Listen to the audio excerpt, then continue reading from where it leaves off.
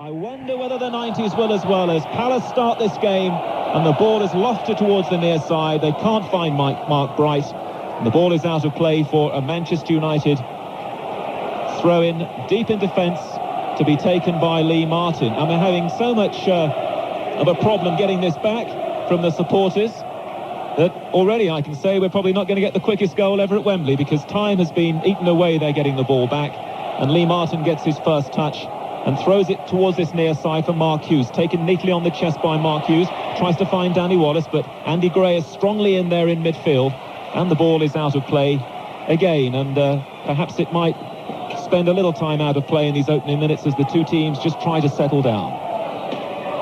Throw-in to be taken then on the halfway line by the Crystal Palace right fullback John Pemberton.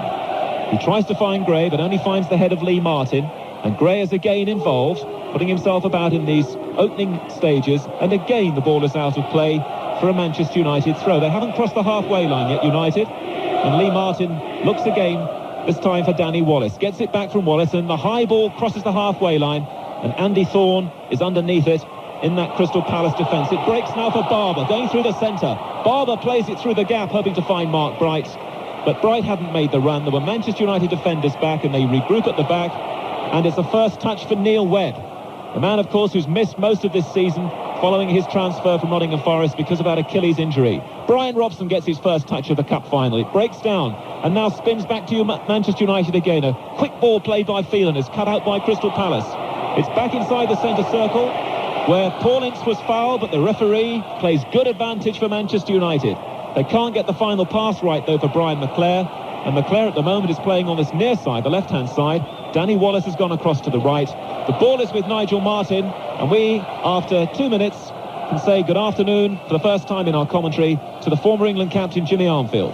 Yes, it looks as though to me as though Palace have adopted a defensive sort of formation. It's rather strangely, Richard Shaw has been following Webb around virtually from the kick-off, and we've had Salako back as well, following McClare. Don't know whether this will carry on through the match, but that's how it started. And Crystal Palace have been awarded a free kick just inside the Manchester United half, playing down this near side, the right-hand side, and this is an interesting first moment for Jim Leighton, I think, in that Manchester United penalty area. Crystal Palace were very effective with their free kicks in the semi-final, and Andy Gray played a major part in those free kicks and also throw-ins as well. Gets great distance when he has the ball and has an opportunity to throw it in. Is he going to go long range with this one or tap it short to the man offering himself down the near side, John Pemberton? The opening stages of the FA Cup final. Andy Gray will be ready now at the fifth attempt, curls the ball into the penalty area, and Mark Bright is onside, and he couldn't take it. It bobbles on the turf, hits him on the hand, goes behind the line, and Jim Leighton is screaming at the linesman because Manchester United were caught there. Bright was onside, but he couldn't capitalise on it. Yes, it was. I think that was planned. I think he deliberated and deliberated and deliberated. Manchester's defence just lost the concentration for a moment. I think Bright knew exactly what he was doing, so did Andy Gray. The ball was played, he lost control just at the vital moment. And following the kick downfield from Jim Leighton, Mark Hughes taps it square for Neil Webb. Webb doesn't get it under control, now prods it to the far side of the field to Phelan, just short of the halfway line. Phelan across to Hughes, good running from Mark Hughes. Hughes runs about 10 yards, tries to give it to Brian Robson, but Jeff Thomas is back there tackling his opposite captain, and John Salako playing in that withdrawn role on the edge of his own penalty area, plays it long inside the Manchester United half. Nobody's got that one under control, and then as Manchester United pushed forward, Mark Hughes was slow coming back, and the flag went up over on the far side for offside. And finally now the referee's attention has been attracted by that flag, and it's going to be a free kick to Crystal Palace, just literally an inch or so from the halfway line, to be taken by the only player in their team who's been here before for an FA Cup final when he was with Wimbledon, Andy Thorne. Eagles is the cry. The Palace fans making perhaps more noise, enjoying their first experience here at Wembley in these opening 5 minutes. Andy Thorne now with the free kick. It's high, looking for Andy Gray. Doesn't run as far as Andy Gray. Steve Bruce clears. Pemberton plays it back. High ball, edge of the United penalty area. And nicely played by Phelan to the right-hand side to McClare. McClare now for Webb inside the Crystal Palace half. And Richard Shaw, the left-back, just knocks the ball into touch for a Manchester United throw-in. 15 yards or so inside the Crystal Palace half, down the right-hand side. McClare goes on a break, and Salako backtracks again, doing that defensive job, but they're leading Mark Bright all on his own up front. Following the throw-in, Danny Wallace has got it. gives it back to McClare. Crystal Palace close to the dead ball line. Hoof the ball up in the air from Solarco. Doesn't go very far. Comes back level with the edge of the penalty area. And now Crystal Palace might run the ball out of defence, and Jeff Thomas is striding forward over the halfway line. Ince is coming back to hold him up, and he does so well. But Thomas tries to release Barber down the far side, and a good, crisp sliding tackle from Michael Phelan gets a round of applause. And Crystal Palace broke very well from defence there. And they've got a throw-in some 15 yards from the corner flag, down the far side, left-hand side of the field, and the first chance for Andy Gray to hurl in one of those missiles. And Mark Bright is just on the edge of the 6-yard line. Yes, they have. I was going to say none of the central defenders have gone full, but Gary O'Reilly has. Gray throw-in, looking for O'Reilly, headed away by Bruce. Comes back to Shaw. Shaw's header, and Jim Leighton's got it 7 yards out. Yes, people talked about Manchester United having the experience of Wembley, but I think Crystal Palace have made the more confident start. They've been taking the time over free kicks, throw-ins. They know exactly what they're doing. They won't be rushed. So there's a bit of confidence in Palace's ranks as well. United so far haven't strung anything together of any consequence. 6 minutes gone. Always fascinating phase, of course. This is like the opening overs in a Lord's Test match, or the opening couple of rounds in a world title fight, as the two teams try to settle down in this big occasion. And Mark Hughes has the ball 30 yards out, comes in field, tries to play a 1-2 with Neil Webb, gets it back from Neil Webb, and Andy Thorne goes crunching in with the tackle, and he's been penalised. Manchester United have got a free kick, almost dead centre, on the edge of the D, some 25 yards from Nigel Martin's goal. Britain's most expensive goalkeeper, the Cornishman, is patrolling his line. Doesn't get a long-range shot, though. United have played it square for Phelan. Lots of players bunched around the ball, and Ince is trying to get some space for United. Plays it to the far side. Phelan is held up, though, by Solarco, and Solarco clears into touch. We'll perhaps get a comment shortly from Jimmy on this, a little more on this Palace tactic of withdrawing Solarco, but following the throw-in, it's back with Wallace, and Webb is tussling again with that man I was talking about, Solarco. Solarco clears, but only as far as Paul Ince. Ince is now carrying the ball towards the United left, just down below. Has it again on his right foot. Hughes offers himself.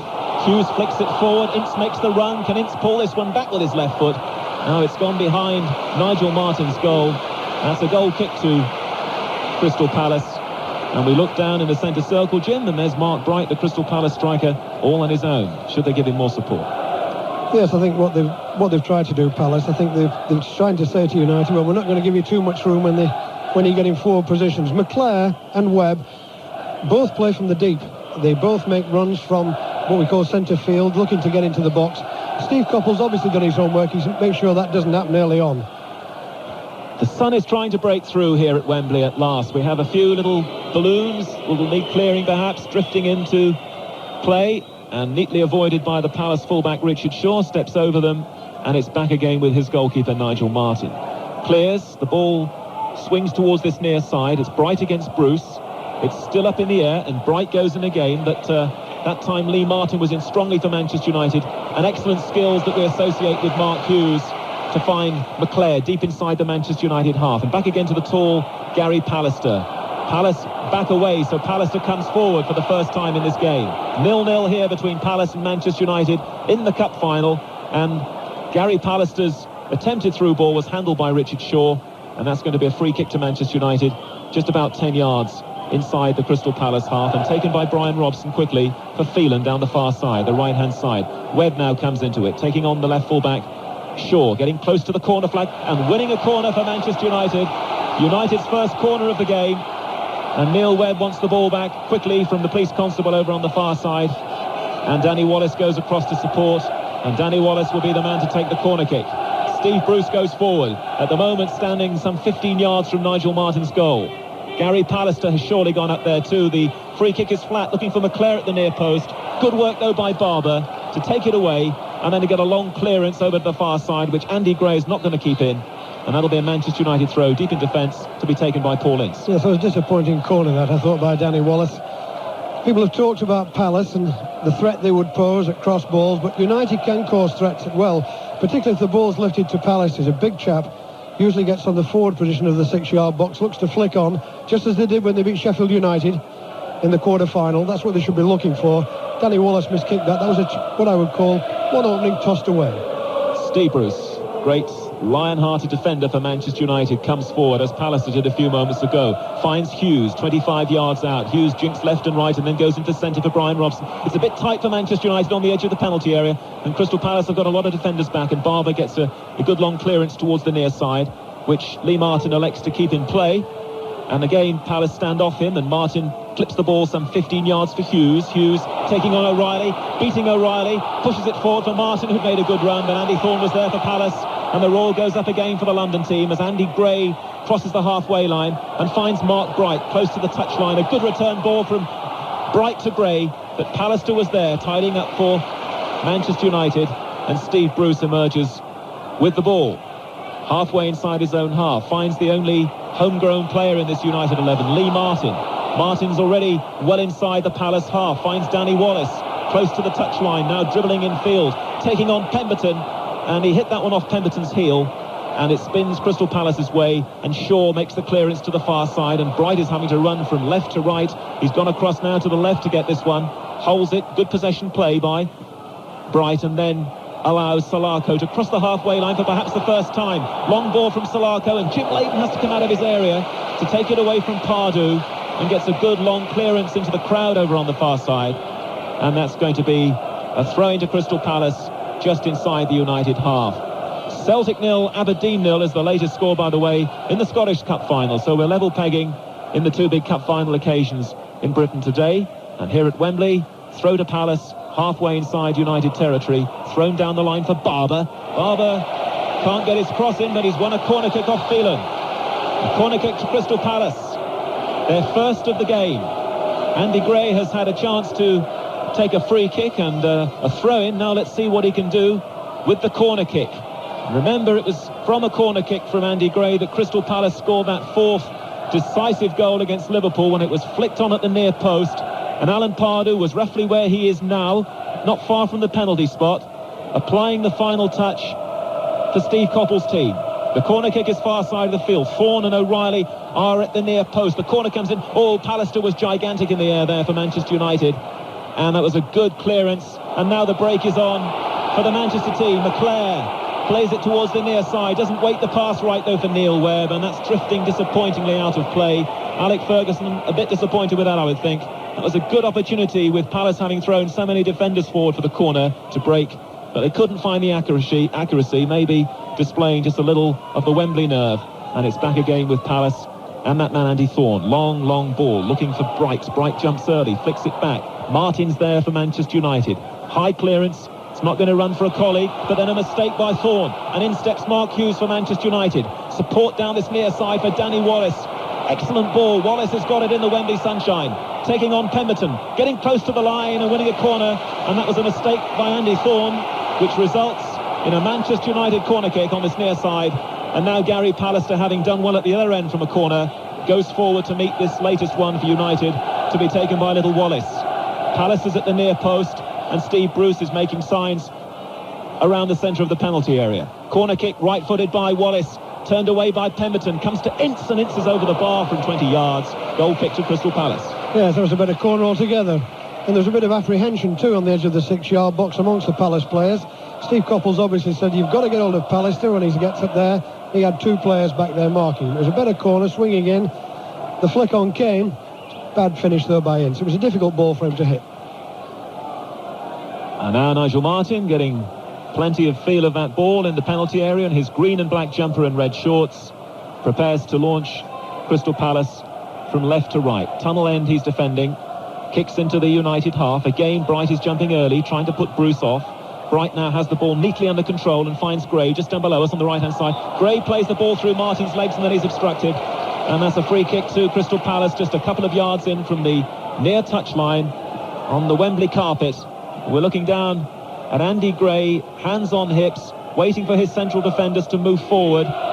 Gray is being supported by Barber down the near side, so it'll either be Gray with the right or Barber with the left foot, and O'Reilly and Bright and Thorne are in position. Alan Gunn makes the signal. Barber cuts away, and the kick comes in from Gray. Manchester United push forward. The ball is in the back of United net, but that was offside by 3 or 4 yards. Free kick to Manchester United, and Jim Leighton claps his hands. I think Steve Coppell must have said something to his players about well, helping them to get through the Wembley nerves in this first 15 minutes. Whenever there's been a corner or throw-in or anything, really taking the time, taking seconds over it. Mark Hughes is full of running and skill down that far side now for Manchester United. Uses Phelan. Phelan's ball into the area, headed away by Thorne. Crystal Palace still being pressed back over on that far side, and they don't get it away. It's with Webb now, down the United right. Webb looking for Ince just inside the area. Crystal Palace scraping it away. Anywhere will do, and it's with Andy Gray halfway inside his own half, trying to run the ball out of the half, but being challenged by Lee Martin, and the ball is out of play for a Manchester United throw-in. And Lee Martin the man to take it. As we just get a little lull at last after 15 and a half minutes here, waiting for the first goal, waiting for the first real excitement of this game between Crystal Palace and Manchester United in this 109th FA Cup final here at Wembley. The ball is on the edge of the United penalty area, but they can take plenty of time as they reorganise and reshape at the back. And Brian Robson, who has had a quietish start in this game, just trades passes with Bruce, and then Bruce with a long ball looking for Wallace. Wallace against Pemberton. Good play by Pemberton. Rises and in one movement heads straight down for Nigel Martin. We remember Pemberton's thrilling run in the semi-final right at the start of the second half, which put Crystal Palace back in the game. Well, there he was defensively showing skill, and back with Martin. Palace players back away. Martin kicks downfield, looking again inevitably for Mark Bright. It doesn't run for Bright though, and Palace is there easily beating Barber in the air, and Leclerc prods it back inside the Palace half where Richard Shaw is the covering player, and he's got Andy Thorne back helping out on the edge of the area. And Andy Thorne and Nigel Martin there together involved, the two players that Steve Coppell bought to Selhurst Park after the 9-0 thrashing at Liverpool, and what a difference those two players have made at the back for Crystal Palace. Kick downfield again from Martin, glances off Gray's head. It's in play for Mark Bright. Bright close to the touchline, showing some good footwork and skills. And the final touch was his, because Manchester United have been given the throw. I think Bright thought he'd won the throw in there because he backs away and made a movement towards the penalty area. But United have got the throw and they've lost their way, and as Gray goes crashing forward, referee might have given the foul. I think he gave advantage. Now he's going to penalise the second foul on the edge of the area, and Andy Gray remains on the turf, but he will have an important part to play surely as soon as he gets to his feet with the free kick, as they just motion towards the bench to see whether the physiotherapist will be needed, and he will. So Andy Gray just to receive a little attention, and then after that a free kick for Manchester United to defend in a position of some danger. I think just while he's getting a bit of treatment here, I think it's worth talking about the first 18 minutes that have gone so far. Nothing of any consequence from midfield from Manchester United so far. You know, so much talent in there, but Robson, Webb, Ince, haven't seen a great deal of them yet so far, stringing passes together.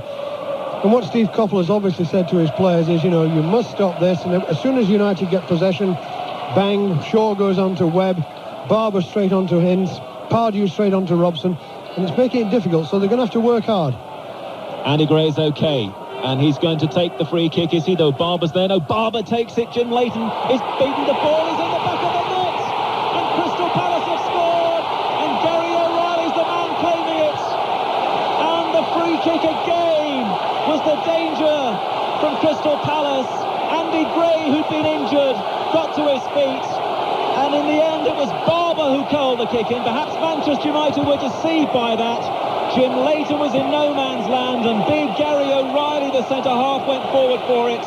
And Gary O'Reilly, the man, of course, who scored one of those 4 goals at Villa Park in the semi-final, the former Spurs and Brighton player, ecstatically runs back to the halfway line, and Crystal Palace, in their first FA Cup final, lead 1-0.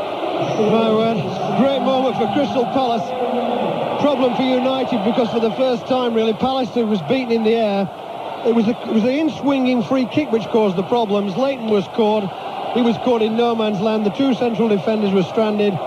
Riley just got a touch to it, and it was enough despite the efforts of, I think it was on the line, I think it was Lee Martin tried to scramble it away, and he only succeeded in kicking the ball into the roof of the net. So it's a tremendous start for Palace. More problems now for United. Oh, it was desperate stuff in the end from Steve Bruce trying to clear. He ran into the back of the net to try and get it away. but O'Reilly's touch, a subtle one, was just enough. And much has been made in the build-up to this game this week of the danger from Crystal Palace set pieces, with Andy Gray usually involved, and also the finger of suspicion pointing at Jim Leighton, sometimes a little slow to deal with things like that. Well, Crystal Palace have the lead.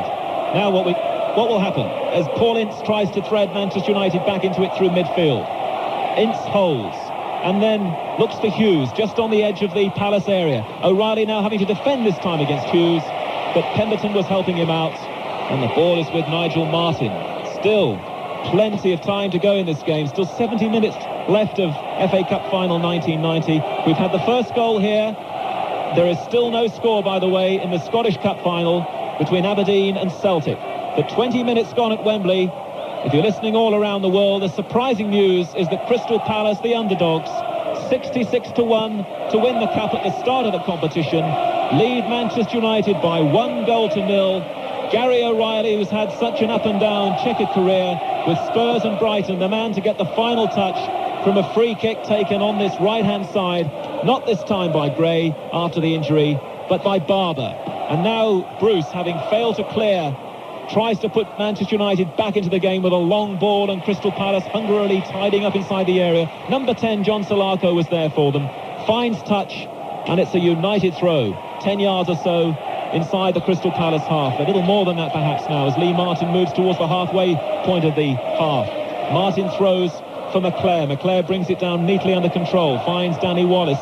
United trying to get back in this game. Wallace on a good strong run, works the ball onto his right foot. It's blocked by Crystal Palace on the edge of the 6-yard line. Headed back by Pallister, taken neatly by Thomas. It's moved up a couple of gears since that goal, no doubt about that. And Bruce comes inside the Palace half again now, trying to get United straight back here with a reply. Webb for Manchester United, for Wallace. Wallace is fouled by Thorne. What can Manchester United do now from a free kick? Some 25 yards out, slightly to the left as we look at it, as Wallace gets to his feet. Every time United get the ball, they've got 10 men in front of them, 10 Palace people. It's a terrific problem for them. But, it's the kind of confrontation they can expect if they did qualify for Europe. It's the kind of thing they should be used to as professional players. But it isn't easy, because Palace are defending particularly well. The two England players, Webb and Robson, after their injuries, back inside that midfield for Manchester United in harness together. Big responsibility on their shoulders, and Webb and Robson, the two players closest to the ball at the moment. And Ince is not terribly far away. Robson flicks it in. It's an easy one to deal with for Thorne. Wallace plays it back inside the penalty area, and Mark Hughes is offside. Nigel Martin's got the ball. We have played 22.5 minutes here at Wembley. We have a goal already. It's an intriguing final now that Crystal Palace have scored. And here to take us through to half-time is Alan Green. It's been a terribly tentative opening to this game by Manchester United. The man-to-man marking tactics of Palace are stifling them as they stifle Liverpool in the semi-final. And United will certainly have to chase this one, as they're doing now. They've in possession on the halfway line. Then Lee Martin loses out to Jeff Thomas, the Palace captain. Forward to Pardew, neatly laid off to Andy Gray. A little bit of space down this near side. Palace right. He finds Mark Bright. A couple of yards in from the touchline. Calls for a good cross. It's a good one, flicked on by Thomas, straight into the arms of Leighton. Leighton, quick throw out to the far side to Neil Webb. On the United right, and played further along that side. 50 yards to Mark Hughes. Has his back to the Palace penalty area and runs towards the halfway line. Lays it back to Phelan.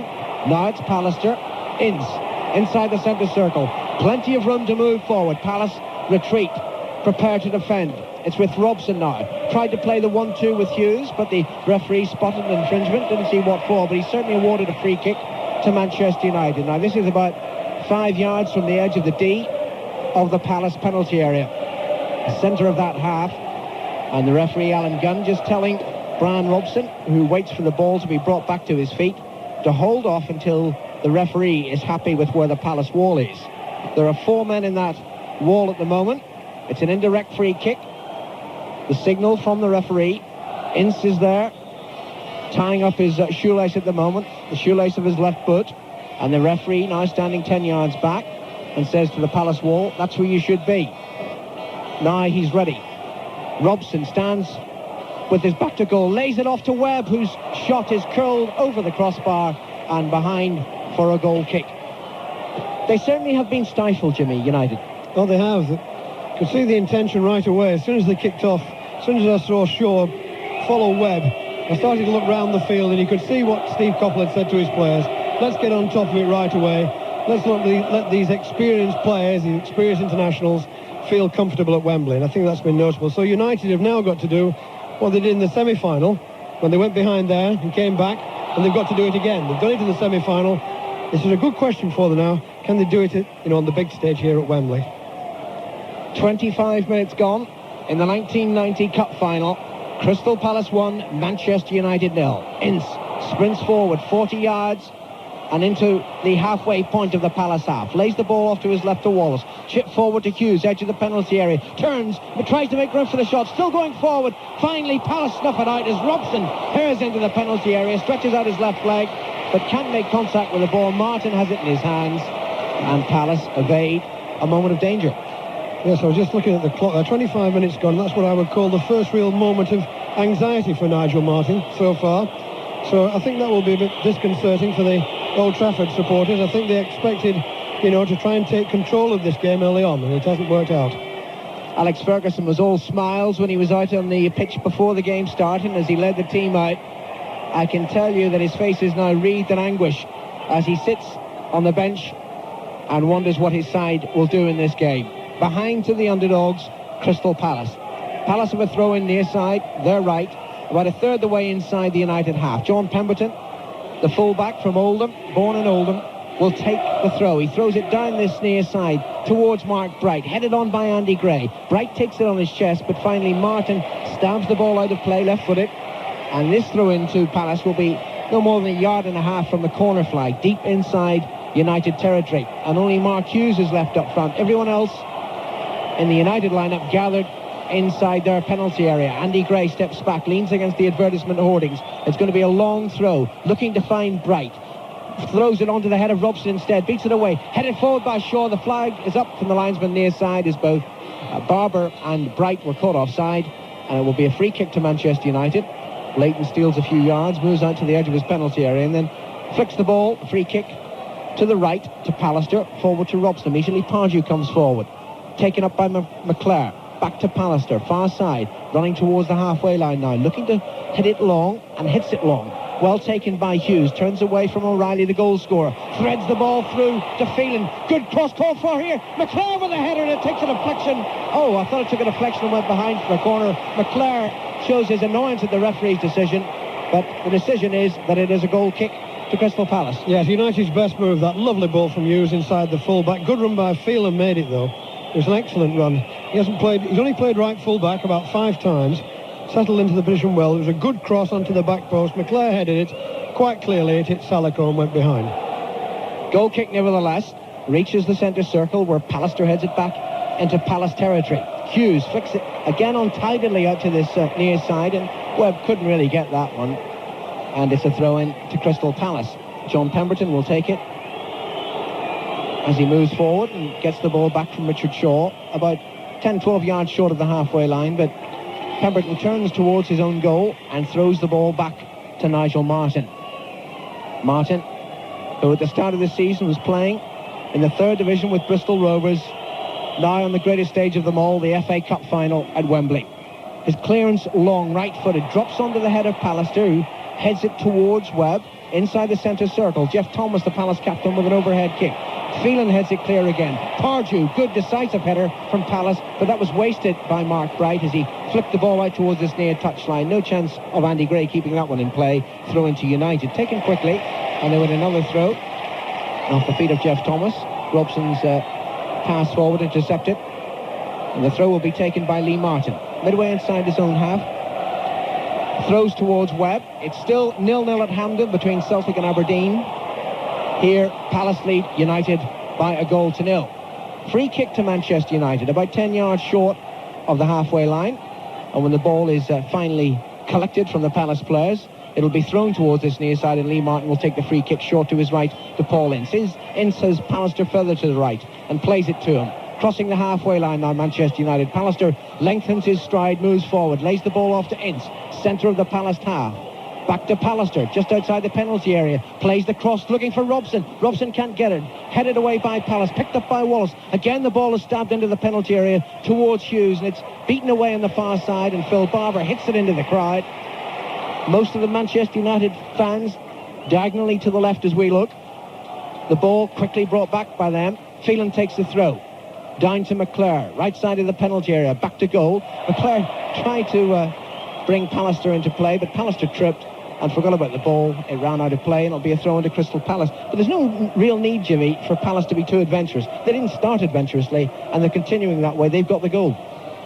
Yes, I think that things have gone to plan as far as Crystal Palace are concerned. The problem is all with United at the moment. I think they've been frustrated by this man-for-man marking system, particularly in the centre of the field. There's only one way to counteract that, and that is the ball's got to get forward quicker than it is doing. A lot of passes are being put together, which gives Palace time to get back. The other way is to work. It's a fitness thing. You've got to work your way away from the man who's marking you all the time. Well, they haven't really had a serious strike on goal yet. A free kick to Crystal Palace, just outside their own penalty area to the left. Is it a free kick or is it a throw-in? It's a throw-in. They tried to take a free kick, but it is a throw. Salako will take it, wearing 10, but certainly playing a defensive role this afternoon. He throws it down that touchline. Phelan heads it out of play once more, and Salako moves forward. He's gained 30 yards, close to the halfway line now. And again, he throws it down the left touchline for Palace, and again, Phelan heads it out of play. So he's gained 50 yards with 2 throw-ins. That's reasonably progressive. And now Palace are inside the Manchester United half. Sometime the ball will have to go infield, though. And Salako looks to see what options are available. Throws down that touchline again, once more, looking for Mark Bright. This time, Phelan keeps his clearance in play. Finds McClure. Forward to Hughes. Neat back heel by Hughes for Webb, who stabs it forward, but not accurate enough. And it just harmlessly bounces towards the Palace penalty area, where Nigel Martin waits and collects it. And moves out to the centre of his penalty area. And now will look up and clear right-footed. A long clearance by the Palace goalkeeper. Mark Bright heads it on, but Steve Bruce was waiting for the ball to drop, and Bruce moves forward, 30 yards forward. Now he plays the ball square to his left to Robson. Good run by Lee Martin down the United left. Robson finds him. Martin lays it off to Wallace. Wallace with space, just outside the penalty area. Flicks it in the area. Martin shoots right-footed, but the goalkeeper well behind it, gathers it safely with both hands. Did well, Martin, there. 2 or 3 good passes together from United. It was a bit fortunate the way it finished up with him, but I thought he did try to chip the ball over the top of Martin. He's a big fella, though. Caught it quite comfortably. I think he's made quite a good start, Martin. This is his first trip here. You know, the local boy amongst a lot of these transferred stars. He's started particularly well. Pardew for Palace, near side, midway inside the United half. Back to Gray, sweeps the ball in. Mark Bright can't reach it. And Phelan is there as the ball drops inside his penalty area, and now outside. And Phelan moves forward away from Barber's challenge, keeps making progress down that far side. Now crossing the halfway line. Great run by Mickey Phelan. And now he's brought down by Phil Barber. And that will be a free kick to Manchester United after Mickey Phelan, this most versatile of players, had gained 50 yards for his club. Free kick to United. Webb's over the ball, and Webb chips it towards Wallace, who takes it on his chest, just to the right of the penalty area. Gets the cross in. Tremendous cross. McClure off his knee and behind. And finally it was Salako who got the touch towards goal. This time the referee spotted it, and it will be a corner kick to Manchester United. That was a great cross, that. It was a good move, that, down the right-hand side. It was a lovely ball in by Wallace. And Salako, it just got his... I thought at first it did his hand. We were quite a distance from it, looking down on it. McClure obviously appealed for something, but I thought that was a real moment of danger. Webb takes the corner right-footed, in-swinging corner, comes off the head of Mark Bright, and it was Nigel Martin just reaching out and diving to his left to gather the ball to save what would have been an anguished own goal by Crystal Palace. Still no score at Hampden. Celtic 0, Aberdeen 0. Palace, the underdogs, lead Manchester United 1-0 here at Wembley. Long clearance by Martin. Pallister heads the ball to his left to Lee Martin, and Martin moves forward. He's got plenty of room. He can gain another 20 yards at least before a challenge. He's now 15 yards inside the Palace half. Lays it to his left to Wallace. Wallace looking to play the cross in from the left this time. Another good cross, headed away by Gary O'Reilly. Taken on the chest by Webb, midway inside the Palace half. Plays it to his right to Ince. Phelan's on the far side. Ince runs towards Phelan, plays the ball to him. Now makes the break down the right. Phelan turns inside. He lays it back to Pallister. Plenty of room here for Pallister to move forward, and time is crossed. Drives it low towards the edge of the penalty area. That one easy for Salako to clear, and now Palace will break, but Andy Gray's pass not a good one, and Martin brings it clear for Manchester United. Running infield though into Palace territory, into Palace shirts, but United still have the ball. Forward, lovely laid back by McClare into the penalty area. Wallace out to McClare again. The cross looking for Hughes. Robson with a header, and it's into the net. John Pemberton should have stopped it on the line. He got a touch to it, but only deflected it goalwards. And Captain Marvel with a header brings Manchester United back into this game. It's Crystal Palace 1, Manchester United 1. Robson the score. And I think you should give the marks as well to Wallace for the amount of work he put in on that. And what happened was, when the ball was finally looked out to McClare, put onto the back post, Robson headed it down, and it was, I thought Pemberton really should have got it away. But I think he must have skidded off his shin, and it finished up in the corner of the goal.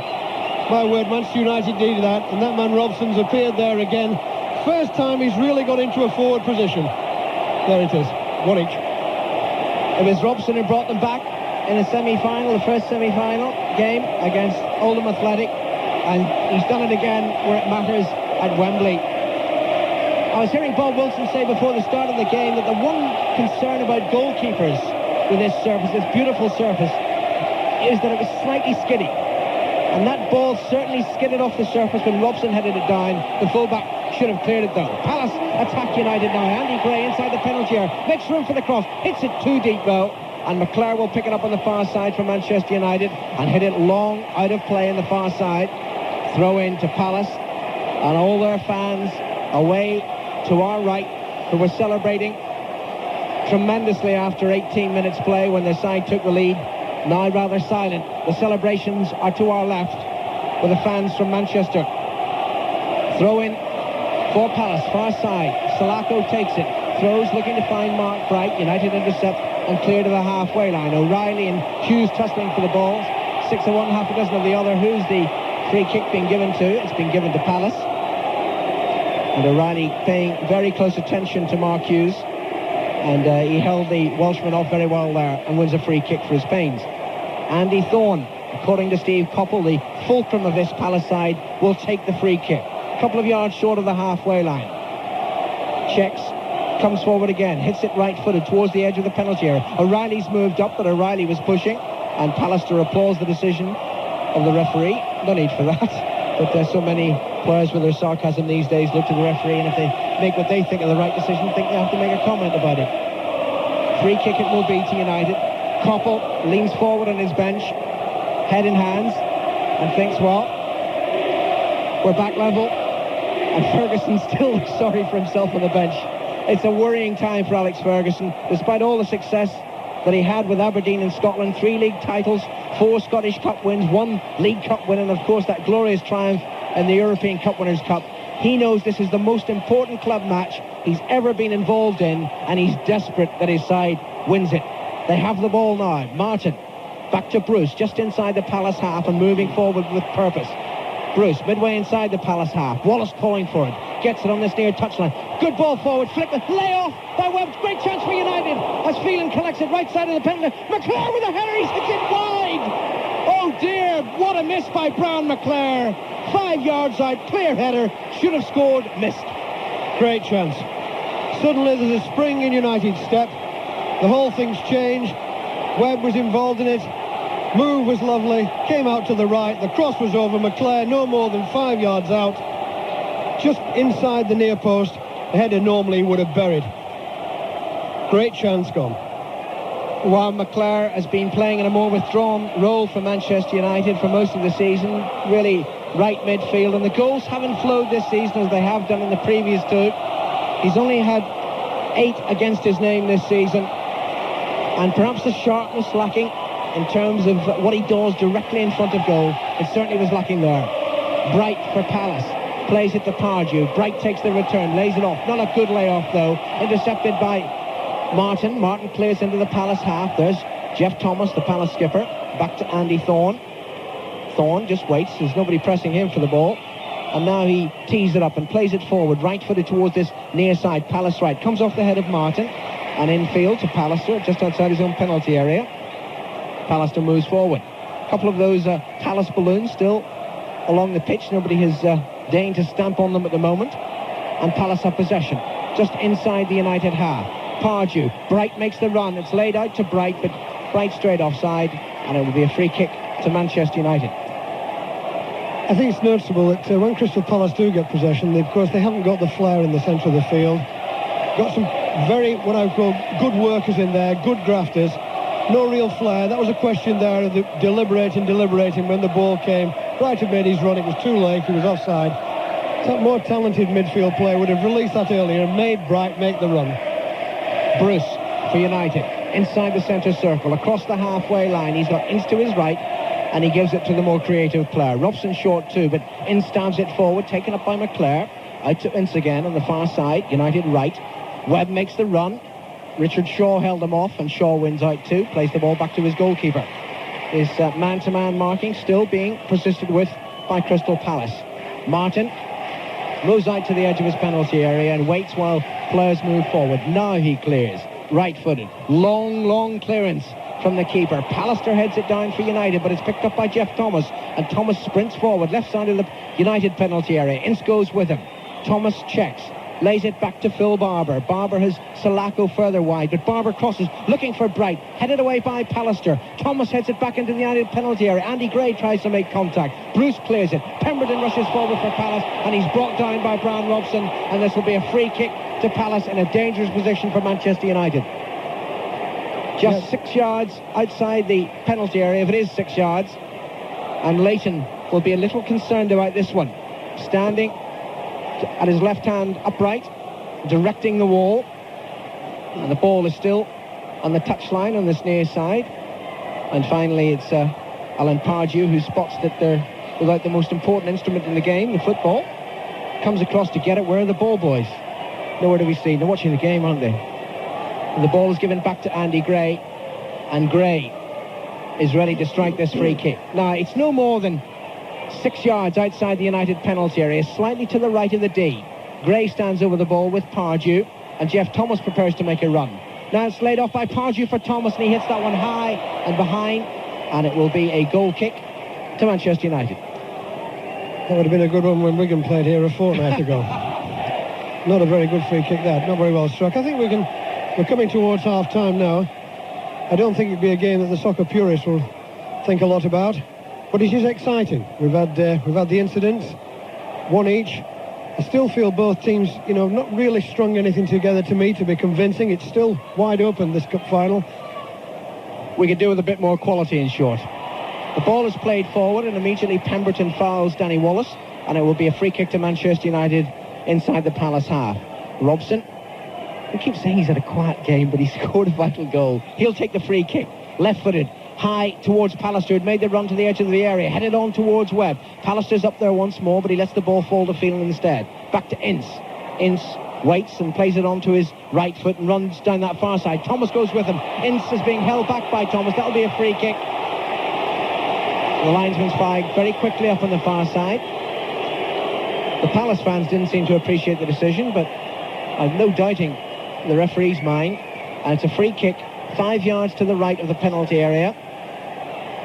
And Webb is there, and so too is Wallace, and Pallister takes up position with Bruce, edge of the penalty area, waiting to make the run. Where's that man, Robson? He popped up in the last minute for the equaliser. Hughes and Pallister dancing around inside the penalty area. Wallace strikes the free kick right-footed and headed behind by Gary O'Reilly.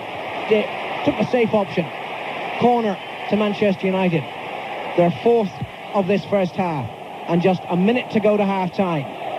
Webb comes across to this near side to take this corner, right-footed, in-swinging corner. Pallister on the near post, chipped towards Pallister, too high, and comes off Nigel Martin's right hand and behind for another corner. McClare was the man who was causing the trouble for Martin, just standing in front of him, making it awkward, and forced the keeper to concede another corner. Webb takes it again, right-footed, in-swinging again, headed back by Mark Bright into the edge of the penalty area. Thomas tries to clear it, picked up by Ince though. Ince with a little bit of space, Palace defending. Bruce makes the run to the right, it's played to Bruce, tried to cross it, gets a rebound off his own chest and goes behind for a goal kick to Crystal Palace. Started to take the corners on the left-hand side. Wallace was taking them earlier, hadn't had much success. Webb came over there, that was a real teaser, the first one there. Martin was fully stretched for it. You really had me worried, Jim. I thought your voice had gone like Blackburn Sheffield United there. No. You've been preparing well for this one, have you? Lots of coffee. You're not missing anything at the moment because there seems to be a slight injury to Steve Bruce just outside the centre circle. I can tell you, Hampden Park, the hat's off the Scot, and play will get underway once more. We're already into time added on by the referee, Alan Gunn. He blows his whistle and Nigel Martin takes the goal kick and hits it long, and it'll just cross the halfway line. Pallister heads it back for United, but lacked the right direction as far as his side's concerned, and Pemberton sweeps the ball back into his own penalty area into the arms of Nigel Martin, who clears quickly. A longer clearance this time by Martin. Barber can't make it before Pallister, and the ball falls to McClare. Quickly forward to Webb on the far side, on the United right touchline. McClare's made a great run, but Webb can't find him. It's knocked back to Phelan and swept forward instead to the edge of the penalty area. Hughes goes across there, but he's at least 5 yards behind the play. Martin has possession once more, and he waits. We've already played 2 minutes of added time at the end of this first half, and that, says the referee, is enough. So they're all level here at Wembley after the first half. O'Reilly putting Palace in front after 18 minutes, but the equaliser from who else?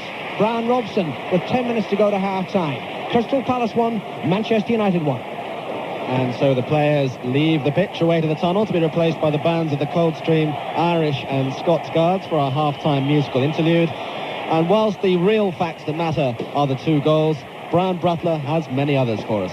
Well, it hasn't been a first half sensationally overburdened by significant happenings. The most significant touches, of course, by Gary O'Reilly and Brian Robson, the 2 goal scorers, though there might just be a few pedants who insist that United's equaliser was an own goal by John Pemberton. We won't have that, will we? O'Reilly's goal came from the very first chance of the game. That was after 18 minutes.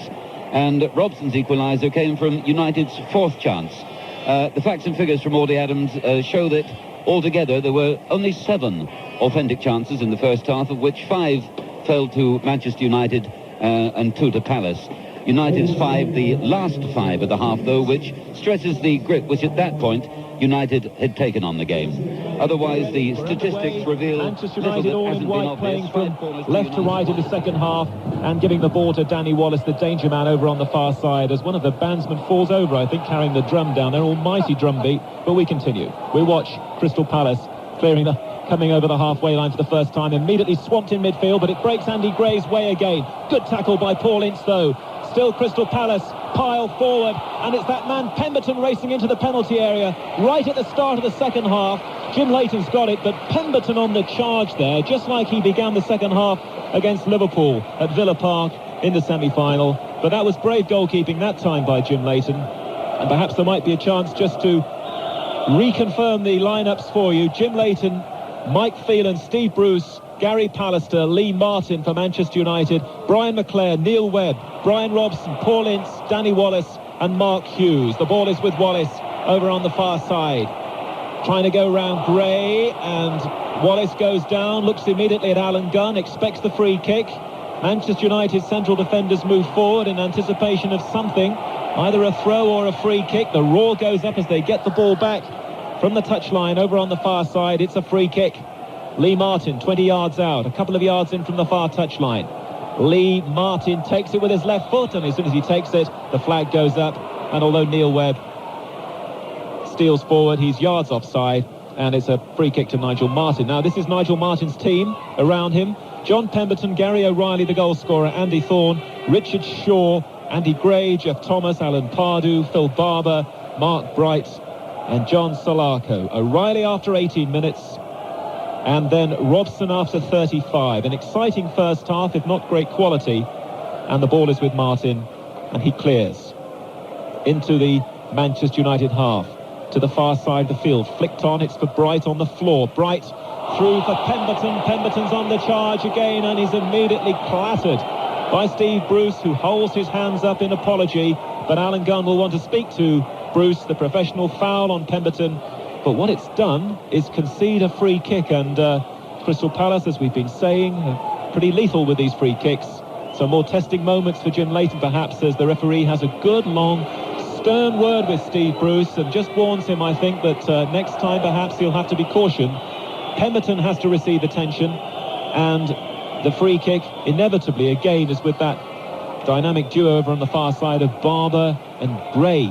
Gray stepped away and allowed Barber to plant the free kick after 18 minutes, and O'Reilly just got that vital touch as Leighton was caught in no man's land. Those two players again involved then, over on the far side, and Gray takes the kick, looks for Bright, Pallister's there, McClare over his shoulder with a lovely subtle clearance for Webb to chase down this near side, and Richard Shaw comes across to take it away from Webb, and a quickly taken throw for Manchester United. Hughes can't gather it on the halfway line, comes back again quickly into touch for another Manchester United throw, and this time Mickey Phelan just short of the halfway line down this near side, United's right, for Hughes.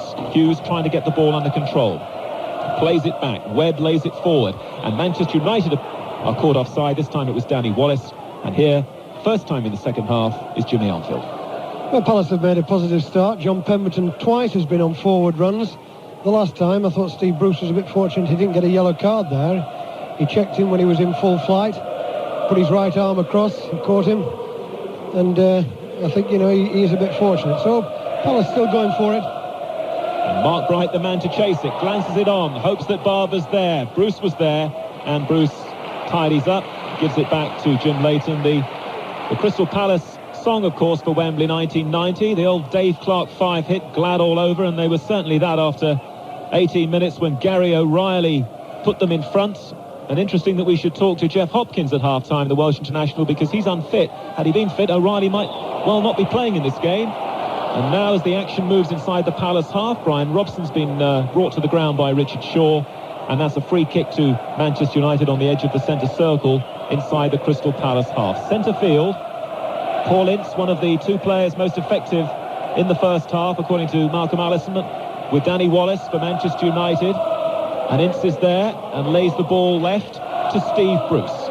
Bruce has got Wallace hugging the touchline over on the far side, and via Webb it eventually arrives at Wallace's feet. Wallace trying to take on Pemberton, and covering Pemberton was Pardew, and the ball is out of play over on the far side, some 8 or 9 yards from the corner flag. Manchester United's throw, and they find McClare. McClare knocks it back again to the far side, and the cross comes in to the penalty area, misses out Pallister. Hughes takes it down, Hughes with the shot, Crystal Palace half get it away, and now Barber does release some pressure and find Andy Gray. Andy Gray twists and turns in a circle, and now finds Bright. Good counter-attack here by Palace. The ball is with Barber. Barber's got support coming in down this near side. Bright's cross, and headed away by Manchester United. That was a very good, swift counter-attack after that explosive moment involving Hughes, and now as the game opens up again, Manchester United go to the far side. Wallace hits it straight at Pardew. A lucky break though for United. Comes back to Martin. The tackles go flying in over on the far side, and it all ends up with Crystal Palace being penalised, and Jim McGregor, the Manchester United physiotherapist, looking to try and come on. It will be a Manchester United free kick. 6 minutes gone in the second half. Danny Wallace gets up, he's okay. 1-1 in this FA Cup final of 1990 between Crystal Palace and Manchester United. Wallace exercises the left leg and then backs away from the men poised to take care of the free kick, and the ball is just knocked to Brian Robson, who now finds Wallace. And back to Lee Martin, just inside the Crystal Palace half. Martin comes into centre field. Again, lots of people around the ball, but Webb manages to find space again for Wallace on the far side. Wallace's right-footed cross. Pallister trying to get in there, but Bright is blocking his way, and Barber tidies up neatly for Crystal Palace. Back to Martin. Yes, but I thought about a minute ago, I thought United had created a great chance on this right-hand side here when Hughes drove the ball across the box. Straight here to Palace defender, really. If he could have just taken his time there. There was two players, one on the back post, one withdrawn, and he just drove it into the pack. Bit untidy, that, from an international player. Martin's clearance is headed on by Andy Gray. It's still in play over on the far side. Steve Bruce, though, eventually allows it to go out for a goal kick. Malcolm Allison continues to work overtime, scribbling the notes, Jim, away to our left, and he points out that Crystal Palace he feels deliberately pretending to at free kicks that they don't know what's happening. It's all designed to confuse. What do you think about that? Yes, it's all to do with, they know exactly what they're doing. I said at the off, they're taking the time, it's taking seconds over it, go running forward, checking. They know exactly what they're doing. They've got it all worked out, and it's to try and lull, defenders into a false sense of security. But they know, as Malcolm says, they know exactly what they're doing. Exactly. Good professional preparation by Steve Coppell and Ian Branfoot and Alan Smith down there on the bench. Steve Coppell just shielding his eyes now against the sunshine and watching Manchester United with a free kick after offside against Palace, just short of the halfway line with the free kick. They certainly confused Jim Leighton when they scored from a free kick. I think he was expecting Andy Gray to curl it in, and then at the last minute Barber clipped it in and O'Reilly just got the touch. And now following the free kick, Steve Bruce makes good progress into the Palace half. Brian Robson accelerates. Robson's cross looks for Webb, and Webb has just strayed offside. Again, professional play at the back though. Richard Shaw claps his hands because Crystal Palace again did the right thing. They caught Manchester United offside, and Nigel Martin comes right towards the edge of the penalty area to take the free kick. Again, we hear the songs around the stadium. Manchester United supporters, of course, pretty used to this journey, winning the cup twice in the 80s. It's all very new for Richard Branson's sponsored Crystal Palace team, and they're enjoying every moment of it, the supporters. There may not be as many of them here as Manchester United fans, but you'd never know. They're making just as much noise. And again, they build from the back through the former Bristol Rovers man, the Cornishman Nigel Martin. Clears into the United half. Bruce is there, whacks the ball straight back into the Palace half. O'Reilly brings it down, then plays it back into the United half on the halfway line. Pardew plays it through for Thomas, and Thomas could have a chance here. He can't get it under control. Finds Barber onto his right foot, and that's a deflected just wide of Jim Leighton's right-hand post. That was a stunning ball from Pardew, which almost set up Jeff Thomas. It didn't bounce kindly for him in the end, but he's done well to get a corner kick out of it. And again, we look to that man, Andy Gray, to come towards this near side and deliver Crystal Palace's first corner kick of the second half. Remember, the half-time score in Scotland in the Scottish Cup was Aberdeen 0, Celtic 0. All square there. We have had goals here, though it's all square. One each between Palace, Manchester United, coming up for 10 minutes gone. The corner kick is taken by Gray, looking for the fair hair of Pardew. Comes back to Shaw. Shaw doesn't get the pass right, though, to the near side, and Phelan clears for Manchester United. But all he can do is to side-foot that ball disappointingly into touch, and immediately brings his manager off the bench, Alex Ferguson, in his white shirt down there, coming across, making a point to Mickey Phelan as Nigel Martin comes out to retrieve the ball. And it'll be a Crystal Palace throw to be taken by the Nigerian John Salako. I'm sure there are people listening to us in Nigeria today following John Salako's progress in this game. His team are level, one each, and they're trying again to put something together down this near side, and again Phelan's involved and allows the ball to bounce into touch for his throw. Just short of a halfway line. Lovely sunshine now here at Wembley Stadium as Phelan gets it back from Hughes, clips it forward, looking for little Wallace. He'll have to do well there. No way he could rise in the air against those two players at the back. It's still up in the air, and now Webb decides to apply the chest and then plays it forward for Phelan, and Phelan's got past Barber, but the referee has penalised him for the little tangle there with Barber. That's going to be a free kick to Crystal Palace as Richard Shaw just gives Barber a pat on the back, and his team can now move their way out of the penalty area and towards Jim Leighton's goal away to our left. Yes, it didn't matter anyway because Phelan overhit the ball onto the back post. And I think the game, the continuity is exactly the same as it was in the first half. Nothing really put together. I thought just a moment ago, I thought the ball that Pardew knocked through for Thomas, he lost control of it at the vital time, and it finished with Barker getting a shot deflected for a corner. It's been typical of, a lot that's gone on.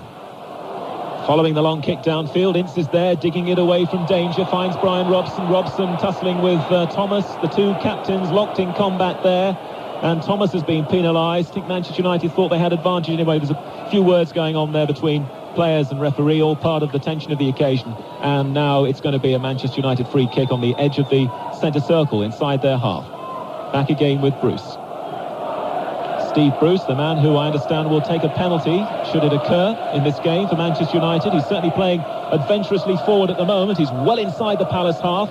And Mark Hughes has run into trouble, and Crystal Palace are on the break again now. They've got Mark Bright on the ball, just inside the United half. Needs support. Has to go back to Salako on the halfway line. Barber comes in on the left-hand side, and Barber is brought down by Phelan. Little pat on the head from Phelan to acknowledge the fact. The tackles start to go in, and the free kick is awarded. And this time Andy Gray is nowhere to be seen. Andy Gray perhaps this time going to try and get on the end of this free kick over on the far side, just on the edge of the area, as John Solarco just weighs up the possibilities and the options, looks across to see who's gone forward. And the kick is taken by Solarco, and immediately the kick was taken. That's offside. Free kick to Manchester United on the edge of the area. Yes, they didn't know what they were doing that time, did they? You know, we've made comments about they knew exactly what they were doing. Didn't know that time. United moved forward and they got stranded. United bringing the ball out of defence, and again Steve Bruce is very happy to run with the ball, and then checks. And Webb with a poor pass to the far side, not really giving McClare any chance at all, and the man to tidy up was the player who gave Crystal Palace an 18th minute lead, Gary O'Reilly. Crystal Palace playing the ball through the defenders at the back, and then they clip it back to Nigel Martin, and Martin side-foots the ball to the near side, to the man who's got a lot of room to use now. John Solarco accelerates forward. Mark Hughes is coming back, the two number 10s, trying to cover Solarco. Solarco makes his way towards the corner flag on this left-hand side, near side of the field, crosses to the far side of the field. It runs away from Gray. Bright keeps it in on the far side. Pemberton's early ball. Thomas trying to go in with a header, and Paul Ince heads behind for a corner kick. Exciting bit of play as Palace move from left to right. John Solarco was heavily involved there, and Paul Ince not taking any chances at the near post. And a corner kick again for Andy Gray to slot up as Gary O'Reilly works his way towards the near post, standing behind Andy Thorne. 1-1 then in the 1990 FA Cup final. Andy Gray to take a corner kick for Crystal Palace, attacking the tunnel end. The corner kick again clipped towards O'Reilly. Pallister was inches above O'Reilly. It's on the edge of the United penalty area. Oh, and now Pallister, well, he would have shown some lovely skills to emerge with the ball, but he was clipped by Pardew. Pallister, first of all, winning the ball well in the air, then emerging with the ball. Tall player, good skills, but foul by Pardew. A passing word again from Alan Gunn, and a free kick to Manchester United. Yes, I think you should caution him for that. I think that's, to me, it was a blatant trip. Pallister had made the effort, got to the ball. He was coming out of it in a good position, really, trying to set up an attack. Deliberately tripped, and Alan Gunn's let it go. I don't think he should let deliberate trips go like that to break the play up. Exactly an hour gone here at Wembley. Again, the flag is flying on the near side from the linesman, but Palace have the ball, so no need to penalise the offside. And Palace on the edge of the area tuck it back again to Nigel Martin. Exactly an hour gone then. 1-1 here. Remember, 30 extra minutes should we need them. And then should we need more minutes after that, it'll be a replay on Thursday night at 7:30. That is something that England manager Bobby Robson is not wanting, with England playing Denmark on Tuesday, and of course with Brian Robson, his captain, out there at the moment, the man who equalised for Manchester United 10 minutes before half-time. United again disputing possession over on the far side, but a couple of very strong challenges, from clean ones too, from Thorne to win the ball for Palace, but then they give it away again, and Manchester United playing some neat football, neat possession football from the back, and now through Lee Martin, coming in field, drills the ball square for Pallister. United now switching their attack from left to right. Pallister, a poor ball for Ince as Solarco goes diving in to win the possession, and then Palace give it away again. It's with Webb 30 yards out. Not much for him forward though, so has to come right back to almost the halfway line, and Phelan takes over just down below on the right hand side. Wallace has now come to the near side. Wallace has got possession close to the corner flag, trying to get a cross in here. He's got support from Paul Ince. Finds Ince, and Ince is blocked, and that's a throw in to Manchester United, but a good little period of play for them. And Phelan, the former Norwich man, who really can play anywhere in the team, comes across just a few yards from the corner flag near side. Number 5, Phelan, throws for Webb. Webb eventually gets the ball under control. He's trying to wriggle himself towards the line for a corner. It's still in play, and it's back with Wallace. Wallace's cross. Palace haven't dealt with this, and Mark Hughes is there, and he scored for Manchester United!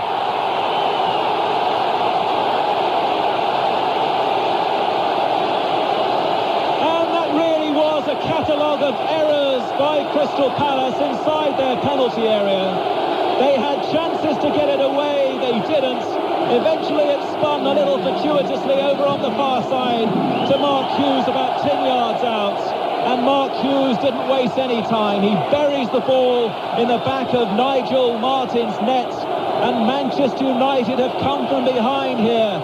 Alex Ferguson's team now lead Crystal Palace with nearly 18 minutes gone in the second half. Manchester United 2, Crystal Palace 1. The Welshman Mark Hughes has scored. And I think this is the first cup goal of the season. And remarkably, it came off a Crystal Palace clearance, which hit Webb and then came right across the back of the Crystal Palace players. And there was Hughes all on his own, and he struck it into the back of the net. Bit of good fortune with it, but it was well finished. And United coming forward again. Ince this time can't find McClair. Barber is there. One of the game's keenest competitors, Mark Hughes, has scored for Manchester United, wearing the number 10 jersey for them in this final. An inch or two away from me is another man who wore a number 10 shirt for Manchester United, Dennis Law, in an FA Cup final, and of course scored. And I'm sure we're not giving away too many secrets when we tell you that Dennis is rooting for Manchester United here. They have come from behind, they lead 2-1, and now we look to Crystal Palace, and what can they summon up? Can they rediscover the character they showed in that semi-final victory, that topsy-turvy win against Liverpool? It's 2-1 to United, a free kick for Crystal Palace on the edge of the United penalty area and cleared by Neil Webb to the halfway line, where Hughes goes in with Gary O'Reilly, and it's going United's way. They've got to throw it 3 or 4 yards inside the Palace half, and Alex Ferguson, I'm sure, will just tell them now to take a little time and just pulls it. Yes, they're doing that. The palm of the hand goes up from Mickey Phelan, and the onus now is on Crystal Palace because Manchester United lead by 2-1, and Phelan's on the run on this near side, close to the corner flag. Phelan number 5 taking on Salako. It's still Phelan. He's got Webb in support if he needs him. Picks out Danny Wallace on the edge of the area, and now with Neil Webb. Neil Webb's cross, it's a good one, and in goes Hughes, and McClair was almost there, and Thorne was the clearing player for Crystal Palace. That was a great cross by Neil Webb. He might have been short of it in the first half, but that really was a terrific cross there from the England player, and the ball is out of play for a Palace throw over on the far side. Certainly was. First real significant contribution from Webb there. Lovely cross right to the back post, caught Palace. The header was in by Hughes. Thorne cleared it off the line. I thought McClair was going to finish it off, and if that had got in, I think Palace would have been finished off. The problem now is all with Steve Coppell, and he must be wondering to himself now, when do I put Ian Wright into the action? Well, he's got Ian Wright warming up, and Ian Wright is going to come on, I think. The tracksuit top will come off shortly. We understand that there was just a slight element of doubt about whether Ian Wright was fit enough to start this game, and you don't take any risks in FA Cup finals. And psychologically it would have been damaging had he started, and had he had to come off, that would have been very deflating for the team. But now Ian Wright could really make a name for himself, because we have 25 minutes left in this game. He's going to come on soon, I think, to Steve Coppell's team. And Manchester United lead 2-1, and the ball is with Mark Bright over on the far side. Bright's cross, and Pallister takes it away from Leighton. Didn't know where his goalkeeper was. It's a corner to Palace down the far side of the field. A lot of people romantically think that the name of Manchester United is on the cup this season, the way things have gone for them. All their games away from home. Most of them, of course, on a Sunday. Everything on a Sunday apart from the replay with Oldham. They didn't play at Old Trafford at all during the run-in. That must be some sort of a record. And as the corner kick comes in, it hits the back of the net. And it's a goal kick, disappointingly, from Crystal Palace's point of view. That time they didn't deliver accurately. And Jim Leighton's trying to get the ball back now from the cameraman. Manchester United 2, Crystal Palace 1. Mark Hughes and Brian Robson, interestingly, the two men who scored the goals today, the only two players who played in the United side the last time they were here in 85. Yes, significant fact, that, Mike. But just there, Palace tried to get back into it, won themselves a corner on the left-hand side. Andy Gray goes and knocks the ball behind. Quality of corners has not been particularly good, I don't think, today. About 3 or 4 of them, you know, that just were nothing corners at all. That one was just an opportunity tossed away, because they have worked a lot on the corners and the free kicks. You can see that. There's a chance just gone. We have another free kick this time, though. It's gone for Manchester United, and Palace has got it. and Pallister looks for Bruce for support in the centre circle. And Bruce comes forward again. Been a hallmark of the match. Steve Bruce carrying the ball well out of defence. And Bruce trying to pick out Phelan down the near side. Phelan and Andy Gray tussling. And the flag's gone up. It's a Crystal Palace free kick. And it is still Aberdeen 0, Celtic 0. 3/4 of the way through that game. So maybe they're heading for a spot of extra time at Hampden Park. Here, though, we may not need it this year. We did last year, because Mark Hughes and Brian Robson have scored goals for Manchester United to cancel out Gary O'Reilly's goal for Crystal Palace after 18 minutes. But Palace are fighting. Barber with a high ball. Bright is there in the area. Heads it down, looking for Gray. It breaks to Pardew. Pardew's shot, and Leighton's got it. 5 yards out, all along the ground. Takes the sting out of it. Scratches his knee. Clears to downfield. And we have 22.5 minutes left here for Alan Green to describe. I wonder whether Mr. Ferguson is going to make it. We're now that 11-match run in the league without a win through the end of November, December, January and into February. All depression at Old Trafford. And it's been rescued in the FA Cup as they attack once more. Hughes chips the ball forward, appeals to the referee that Wallace was obstructed by Andy Thorne. No, says the ref. And the ball is within the arms of Nigel Martin. We still wait for the appearance of Ian Wright, but I can see too that Mark Robins, such an electrifying substitute for Manchester United, especially in the cup run, he too is warming up. As Palace attack now, Andy Gray runs straight into Steve Bruce, and Bruce brings it clear and leaves it to Webb. Far side, United left, moving towards the halfway line. Threads it through for Hughes, but he's offside as Thorne came forward. And now Ian Wright comes on. It'll be Phil Barber, the number 7, who'll come off. And this is a crucial throw of the dice for Steve Coppell. Wright, 2 broken legs this year. The second of them on March the 20th. And who would have given anything for his chances of appearing at Wembley in the FA Cup final? He's on now, 2 reserve games in midweek. And what can he do? Jimmy? Yes, it won't be easy for him to come back into this match. And to come into a game at 70 minutes is always difficult. I was never a substitute, so it's hard to say, but I was once told by people that it's like joining a pack of wild animals. Well, in this situation, coming into a cup final where everybody's heated up and you've come off the cool of the bench, the relative cool of the bench, it won't be easy because everybody else has got the pace of the game. You've got to immediately move to it. That's the first thing. And the other thing is, too, he's had these terrific injuries, this lad. When he was doing ever so well, there's a factor as well, the second factor with it, isn't there? Well, 2 broken legs in the season, it's just not fair. It's also quite ridiculous that he can still be contemplating playing and he's out there. Yes, the second was a stress fracture, wasn't it, the second one? It's amazing, really, that he's done very well, very well. You haven't missed anything. Some treatment for Lee Martin.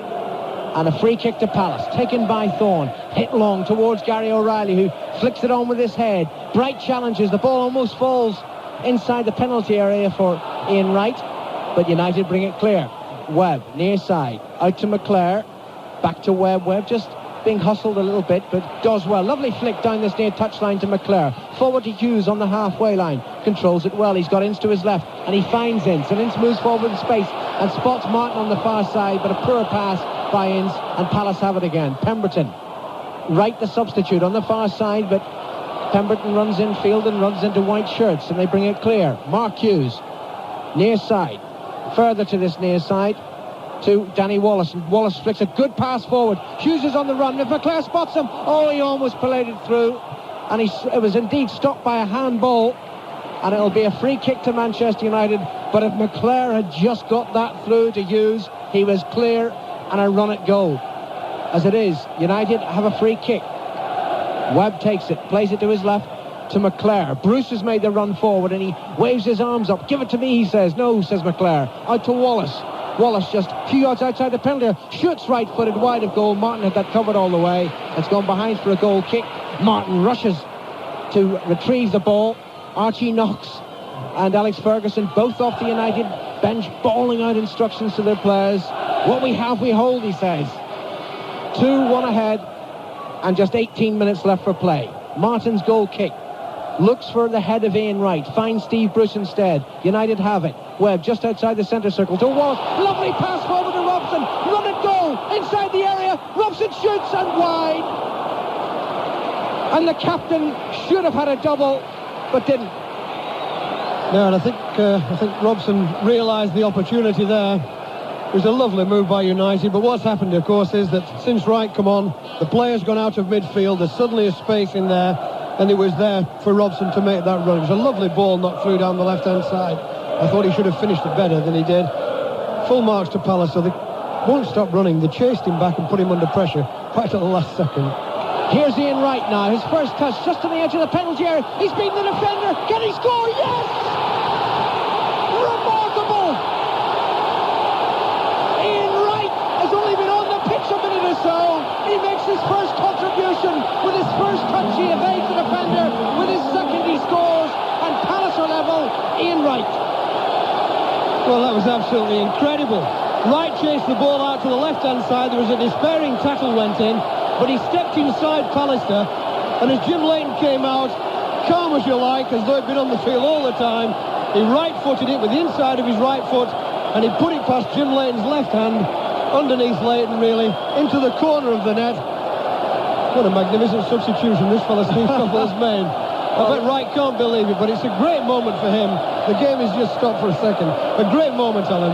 When you've been on the treatment table as often as he has, and he's had all these downs while the Palace players have been getting their way through to Wembley, and he's come on and scored at Wembley. Good luck to the lad. My word, he took it so well. I mean, that was class finishing, and it's really, you know, what's been lacking in the game. You know, we've had a couple of goals, a couple of good goals, but nothing outstanding. But that was outstanding. That was a classic striker's goal. Ian Wright, his last goal, you know, was on the 30th of December against Norwich City. He hasn't scored this year. His first of the year. It's in the cup final, and Palace are level, and we're underway once more. Phelan for United, near side. They must have thought they had at least one firm grip on the FA Cup. Now it's been prized off it by Ian Wright. Pallister forward to Hughes, inside the centre circle. He's beaten by O'Reilly. Now here's the captain, Thomas, for Palace. Back to Shaw, and Shaw's going to play it back to Nigel Martin. And at this stage, with 15 minutes to go, I should tell you that we've needed extra time in 6 of the last finals. Who knows? 30 minutes are waiting if we need them. 2-2. Shaw hits it long, looking for Bright. Bright heads it on out to the penalty area. Gray challenges Bruce, knocks it clear. Picked up by Webb, and Webb has time to turn, and McClure's making a run down the right. Webb hits it the other way towards Wallace. Wallace controls it, and then quickly into the challenge on Pemberton, and Pemberton knocks it back to Nigel Martin. Aberdeen 0, Celtic 0. Still the score at Hampden Park. Well, here we've had 4 goals, 2 aside. I'm just wondering, Alan, whether Mark Robins has entered the mind of Alex Ferguson. He's dug them out once or twice. He's probably thinking, well, if it goes to extra time, you know, he can use young Robins then. But I think the Wright coming into the match now has suddenly put another dimension into it as far as Manchester United's defenders are concerned. Robson concedes a free kick and then shakes the hand of the man offended. That's Andy Gray on the far side. So it's a couple of yards in from the far side. That's the Palace right. And a third the way inside the Manchester United half. Andy Gray, the victim, will take the free kick. Leans forward at the moment. Hands on knees. Now he leans back. Checks again forward. Now he takes the free kick. Clipped towards Wright, the substitute, but he's offside. And though it's a clearly designed tactic by Palace, this, you know, hesitation, you know, as if they're going to take the free kick, then they step back. It's very annoying to watch, Jim. Yes, it is. Well, of course, that's the whole point of it. For defenders, they've got to concentrate. You know, the crowd get frustrated, but defenders can't get frustrated. They've got to wait until the moment is right. That's what it's all about. Pallister to Phelan for United, near side, and a pass wasted by Phelan. Kicked away by Shaw. Wright rises, trying to get the ball out to this near side, and does so well. John Salako making the break down the Palace left. Pallister goes across, he can't beat him. Salako gets the cross in straight into the arms of Jim Leighton. He had more time there, he could have held up actually. He played it first time, which is normally the right tactic, but he had so much time and room, he could have made better use of the cross. Yes, he's worked hard, Salako, this afternoon. He really has worked hard. trotted up and down this left-hand side. He's got his tackles in, got himself forward whenever he can. Very willing horse, but on that occasion, it wasn't a particularly good cross. He'd done the hard part. Pemberton defending well, holding off the challenge of Wallace, and lays it neatly back into his penalty area for Nigel Martin. What, 4 goals in this final? And how many did we get in the semis all told? 13. Lost count. Remarkable. Absolutely remarkable last 4 games in this 1990 FA Cup. And this, the 109th final, far from decided. Palace 2, United 2. The ball is deep inside United half. Palliser takes his time about rushing back. He doesn't rush back, in other words. He trots back. He gives the ball to Jim Leighton. And we wait. Everybody's taking their time at the moment. Yes, I think one thing the Manchester contingent will be thinking today, you know, they got in front 2-1. And I think a lot of people have thought, right, now we'll see United. You know, now we'll see them play. And of course, Palace have come back and just hit them straight back again. Made life difficult to get. It's not been an easy season for Alex. Webb to Phelan, back to Webb. Good deep cross by Webb, but hit a little too strongly. Hughes has to rush away to the far side, and he beats Pemberton. The referee waves play on. That was a fair challenge. Hughes has possession onto his left foot, and well, a travesty of a cross behind for a goal kick. Yes, not particularly good finish at all. One thing the referee has done, I criticised him just earlier for not letting, you know, I thought he should have booked one of the players when it was a deliberate trip on Gary Pallister. But he has let the game go. He has let the game go. He's tried to keep the continuity, tried to keep it moving. I think that's important for Gambler, particularly important. 11 minutes to go then. Palace fans can afford to sing now. I'm sure when they went 2-1 down, they thought, oh, well, we can't get back into this. But they did it against Liverpool, and they can carry that spirit forward to Wembley. And who knows, it might yet be their FA Cup final, their triumph.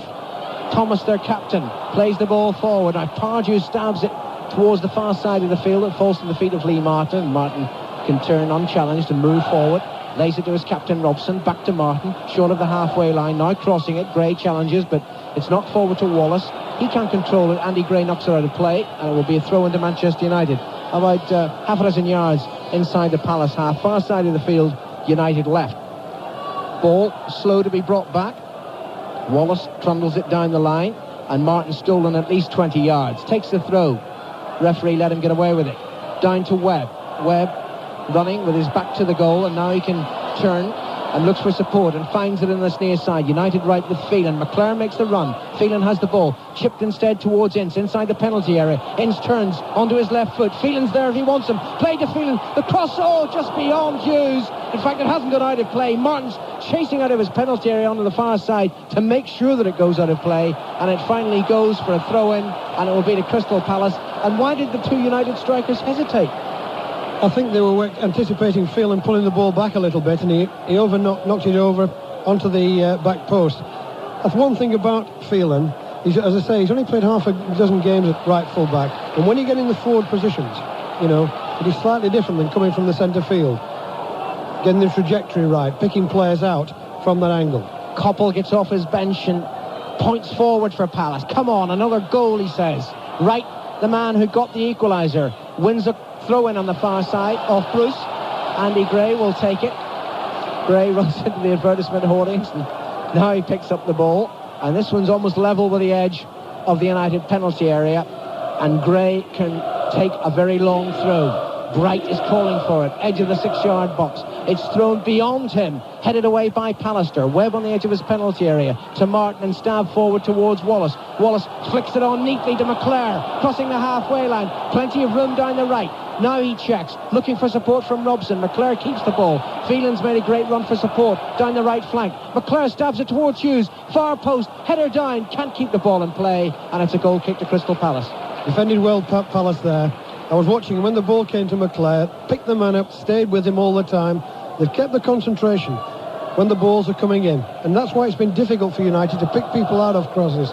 When Phelan has got forward, when Wallace has got forward, Palace have kept the concentration. It's good defending that. What time's your train, Jim? Forget that. You didn't allow for extra time.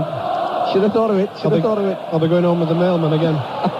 McClare for United. He'll try to get you on that 7:30 train to Blackpool. Webb sweeps the ball into the penalty area. Two United players tumble, but O'Reilly knocks it out of play, and it will be a throw-in to United. Hughes and Wallace get to their feet. I wonder, did they run into each other there as they made the break into the penalty area? I think they did.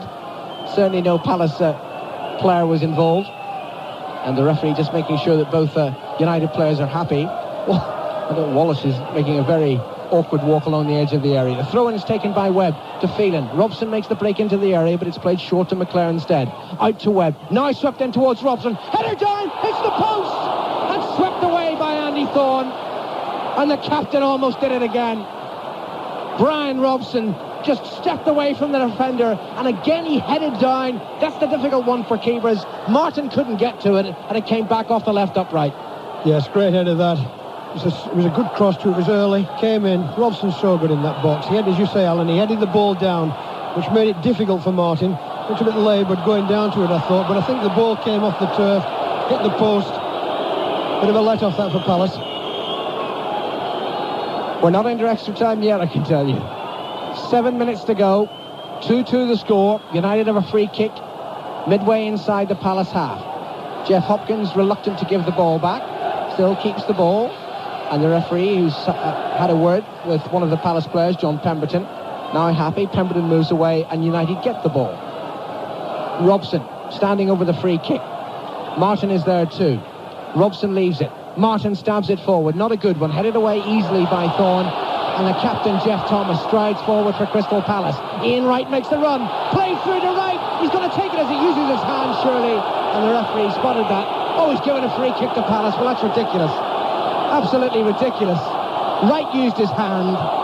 Clear handball. And the referees decided to give a free kick to Palace. United furious. Yes, I think United, Palace are saying, that he's been tricked. I think that's what they're appealing for. Alan Gundy never hesitated at all. But it looked to me, when the ball bounced down, that he'd used his hand to start with. And it was Phelan who was challenging him. Yes, he clearly used his hand about it. There's no question about that. I didn't think Phelan made a lot of contact with him. I think they've got away with that, Palace. Well, maybe a match-fit, super-fit Ian Wright would have got clear anyway. Yes. And decided he needed a little extra help. He's got away with it, actually. He's got a free kick. It's about 10 yards outside the Manchester United penalty area. Slightly to the left. 5 players in that white wall. Thomas and Gray and Pardew between them will take this free kick. What have they got in mind? O'Reilly's up in the penalty area. It's left for Andy Gray. Clipped harmlessly behind for a goal kick. They thought about that one, obviously. That was justice, really. I'm glad that you didn't get anything off that, because it was... I would hate anything to go off a decision, which would have been contested afterwards. Hand of God again. That's right, yes. Dennis Law smirks at the back. Goal kick to United. Leighton takes it. Short to the left side of his penalty area to Martin, and it's back to Leighton. And Leighton now will clear. 4 minutes to go in the 1990 Cup final, and unless one of these two scores, we'll have extra time. It's made its way right through, has the ball to the other penalty area. And now it's cleared by Martin. Long clearance. Bright jumps. Pushes Pallister in the face at the same time. And the referee spots that use of the hand. And it will be a free kick to United. Pallister takes it. Robbins has been warming up for a considerable time near the United bench. He's still not coming on. Ian Wright, the Palace substitute, challenges and does well to win the ball on the halfway line. Plays it to Andy Gray. Stab forward. Leighton comes out of his goal and whacks it out of play in the far side of the field for a throw-in to Crystal Palace. This is the time that you don't want to make a mistake. He didn't take a risk there, Alan, did he? There was no doubt in Jim Lane's mind that was going into the crowd. Nobody wants to concede a goal now. They'd rather have extra time. Gray takes the throw. Long, headed down by Robson. Challenged by Pardew, but it's Steve Bruce who brings it clear. And Bruce finds McClare. McClare's acres of space inside the centre circle. Phelan's making the run on the right. McClare still holds up the ball. Now he plays it to Phelan. It was a poor pass. Phelan had to turn away to collect it. Plays it back to McClare, right side of the area. Forward to Ince, inside the area. Ince crosses low, headed away by Shaw. Phelan picks it up, knocks it back to McClare. The pressure on Palace. Right side of the penalty area, Brian McClare. Runs into Sulako's challenge, and then a weak cross straight into the arms of Nigel Martin. And really, United had time, plenty of time there to build something effective, and in the end they wasted it. Yes, they did. It was McClare's first pass, as you said, Alan. Should have found Phelan. Went straight, it should have gone straight into his path. Phelan had to check out of it again. It allowed Palace time to regroup. Full marks again. They got back, defended well. They've done the job well. Shaw and Salako down this left-hand side have really worked overtime. They've made it very difficult for McClare to make any real progress. Now, Lee Martin, who did receive treatment earlier, is now down. He looks to have severe cramp on the far side of the field, and this might be the moment that United make their substitution. Martin receiving treatment, and Clayton Blackmore it will be who will come on. It's 2 minutes to go here at Wembley. Extra time, I can tell you, is now in effect at Hampden Park. No score between Celtic and Aberdeen after 90 minutes. We've got at least 2 minutes to go here to see if we can finish it in normal time. Clayton Blackmore waits to come on. Blackmore is on his feet, but Jimmy McGregor rushes. Celtic and Aberdeen are not prized apart by a goal at the end of extra time. Play is underway once more, momentarily at least, in the final here at Wembley. It's a free kick to Manchester United, taken quickly by Bruce to Ince. We're into the final minute of normal time. Ince has made 40 yards, a 50-yard run. He still moves forward, tries to play it to Robson, but it's stabbed clear by Palace. Picked up by Webb. Great pass to the far side to Wallace, left edge of the penalty area. Faced by Pemberton, he plays the cross in low. Thomas heads back even towards his own goal, and now he gets a second chance to clear it. Andy Gray will hit this one high and long, looking for relief for Palace. Finds the head of Bright, but it drops to Pallister. Lovely pass forward by Pallister to Webb. That was a great ball. Threaded through, hoping Hughes is on the end of it, but Pemberton's there first and knocks it back to Nigel Martin. Martin out to the edge of his area, waves his players forward, and as they move forward, he clears right-footed, and it's trapped. First attempt by Ian Wright, and he turns then into Paul Ince, who skips between two Palace players. Ince lays it to his left, to Wallace, back to Robson inside the centre circle. Wright must have been injured in that challenge by Ince, but he's onto his feet now, thank goodness. Phelan for United. Forward to McClare. Normal time is up. McClare stabs the ball towards the penalty area. Headed away by Pemberton. Now it's taken up by Thomas, the captain for Palace. And he clears with a little difficulty and finally just makes the touchline. Knocks us off the bench. The United assistant manager, he couldn't gather the ball. Ferguson did. He throws it back to Phelan, and the throw-in is taken quickly. Phelan has it back from Webb. Plays it forward to McClare. Right side of the area. McClare tries to turn and he's won a corner. Oh, these are nervous moments. Into added time, and Manchester United have a corner conceded by Andy Thorne. Neil Webb will strike it from this near side, United right. Pallister goes up. It's hit long to the edge of the penalty area and hit badly, and it can be cleared easily by Thomas to Ian Wright. Short of the halfway line. Have Palace got something left in normal time? Bright makes the break to the right, Andy Gray to the left. Ian Wright still has possession, looking for support. Now he finds it. Mark Bright just moving in towards the United penalty area, onto his left foot and still running across the edge of the area. Later to his left for Thomas, the captain. Midway inside the United half. Forward into the penalty area to Andy Gray. He shoots right-footed, wide of goal, and it's a goal kick to United.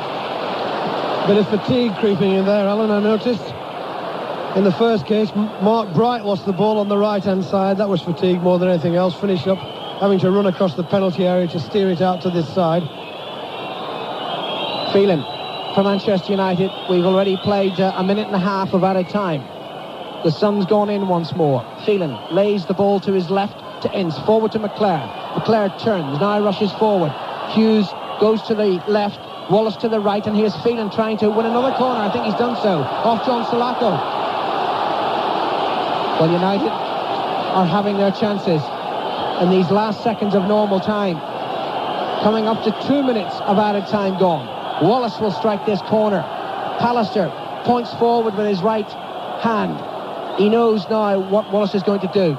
Wallace hits it low towards the near post. I'm sure that wasn't planned because it was easily cut out by Shaw, and Shaw just makes sure it goes out of play in this near side of the field. It will be a throw into Manchester United.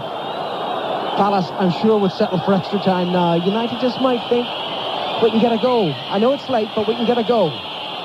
Wallace takes a throw, down to the feet of Webb.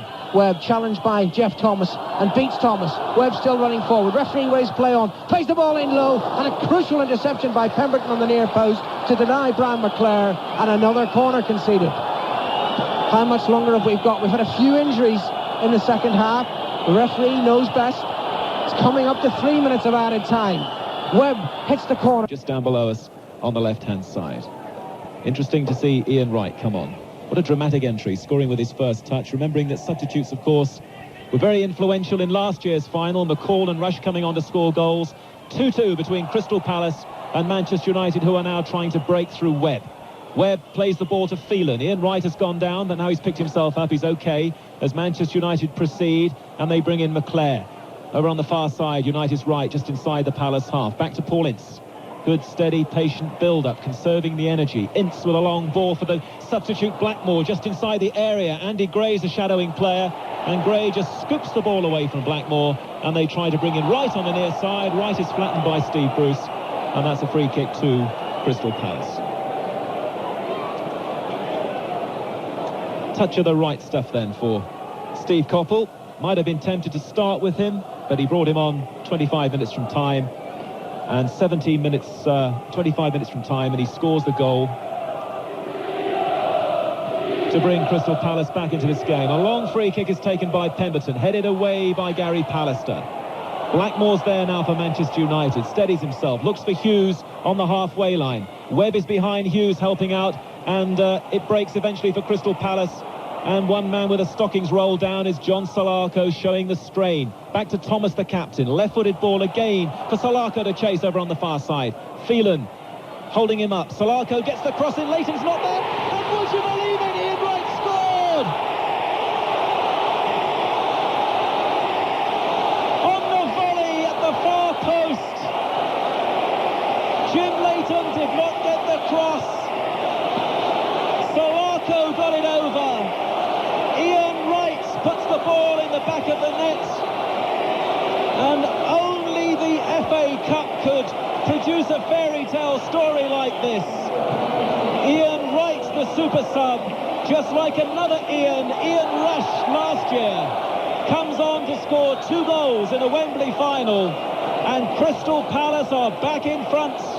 It's Crystal Palace 3, Manchester United 2, and this final belongs to Ian Wright. And I wouldn't ignore John Solarco's contribution to that either. Just United attacking. Mike Phelan trying to cross for Manchester United. McClare's got it, and McClare slides the ball back, but it was out of play. And Jim, what did Malcolm Allison say after 90 minutes? He said he thought Crystal Palace would win because he thought Ian Wright would be the match winner. Yes, and I think everybody would dispute the fact too that Solarco there, he picked the ball up on the left-hand side. There looked to be no danger to me. He had Phelan in contention with him, but he battled for it, showed that little bit of grit, brought it back to his right foot, and I thought, he should have been closed down at that point. The ball was knocked in, and it went beyond Leighton onto the back stick, and Wright, running in, lost his marker. Steve Bruce was the man who lost him, and he put the ball into the roof of the net, from practically under the bar. So, in a way, it was a great finish by Wright. Palace did everything right. It was a good cross. But I think if I was Alex, I'd be a bit annoyed at my defenders for that. And Jim Leighton, what about his part in that goal? Well, the cross was a good cross. It came from the edge of the penalty area, right-footed, and it came right to the back stick. It's a very difficult one for the goalkeeper.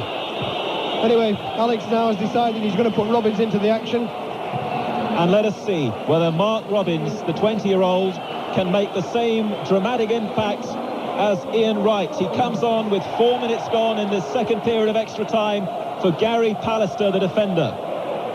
So Mark Robbins, who scored the goal at Forest, of course, he got one at Newcastle, then he got the decisive goal against Oldham in the replay.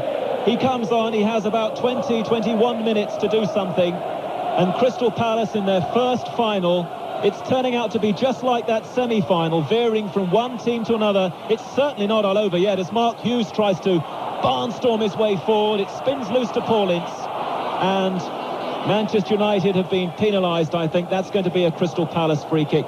Let me just, in all the excitement, get the timetable right. Mark Hughes, of course, scored 25 minutes from the end of the 90 minutes to make Manchester United leading by 2-1. Ian Wright's goal was scored 17 minutes from the end of normal time, and it was literally his first touch. That was in the 73rd minute for Ian Wright. So 2-2 took us into extra time, and the man who's broken his leg twice this season for Crystal Palace has now scored 2 goals for Steve Coppell. And, you know, had he started the game, I suppose you have to wonder whether he would have lasted 73 minutes. So the way it's working out, it's turning out to be absolutely inspired management by the little man down there at the moment, Steve Coppell, just having a word with John Pemberton. A lengthy delay here, you're not missing any action. Richard Shaw of Crystal Palace is being attended to, but actually that's not a bad tactic really, because Crystal Palace are now able just to cool things down a little, and it's back with their goalkeeper, Nigel Martyn.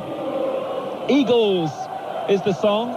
We've got a pigeon in front of us, not an eagle, but he's having a good look. He's got probably the best seat in the house, looking down here from a great height, and we're back in business again. And it's that man Wright again, flicking it on for Bright. Wright and Bright together inside the penalty area. Appeal for a penalty by the supporters and the captain, Jeff Thomas, as Paul Ince went in. But United clear. And Robbins, who's come on, is trying to get into the game. Can he score with his first touch? Well, he didn't get a touch then, and Crystal Palace again through Solarco, the man that put the ball over for Ian Wright's second goal. That time, though, Crystal Palace are offside, and Paul Ince has it for Manchester United. It's with Brian Robson. Now, can he inspire his team the way that he has done for so much of his career? Mark Hughes now, and Mark Hughes' touch lets him down over on the far side. So Crystal Palace 66-1 to win the FA Cup at the start of the season, the start of the competition, are leading now in this thrilling FA Cup final of 1990 by 3-2, having beaten Liverpool 4-3 in the semi-final. But we still have enough time for Manchester United and for Alex Ferguson to come back. Extra time in the Scottish Cup final. They're still waiting for a goal between Aberdeen and Celtic. And here Manchester United build again from the back through goalkeeper Jim Layson. Yes, and what's happened since Palace came off? Ince has gone to right full-back. Phelan, who started his career with Burnley as a central defender, has gone back into there. And Robbins, of course, is up front now with Hughes. United have both of their substitutes on, Blackmore and Robbins. And the ball is with Ince, just outside the area. Trying to get it onto his left foot, he does do, and he brings the diving save from Nigel Martyn at his near post. And Martyn sensibly and professionally waits for his team to get the shape back again, and then clears downfield. It's hanging high, and it's Bruce against Bright. And it's anybody's. It's Jeff Thomas's. Thomas going through the inside left position. United caught a bit here. Thomas lays it flat to feet, looking for Ian Wright, and of course Ian Wright is on for a possible hat-trick here. Only Stanley Mortensen has done that in the history of the FA Cup finals at Wembley. In 1953 it was Matthews' final. Mortensen got the hat-trick.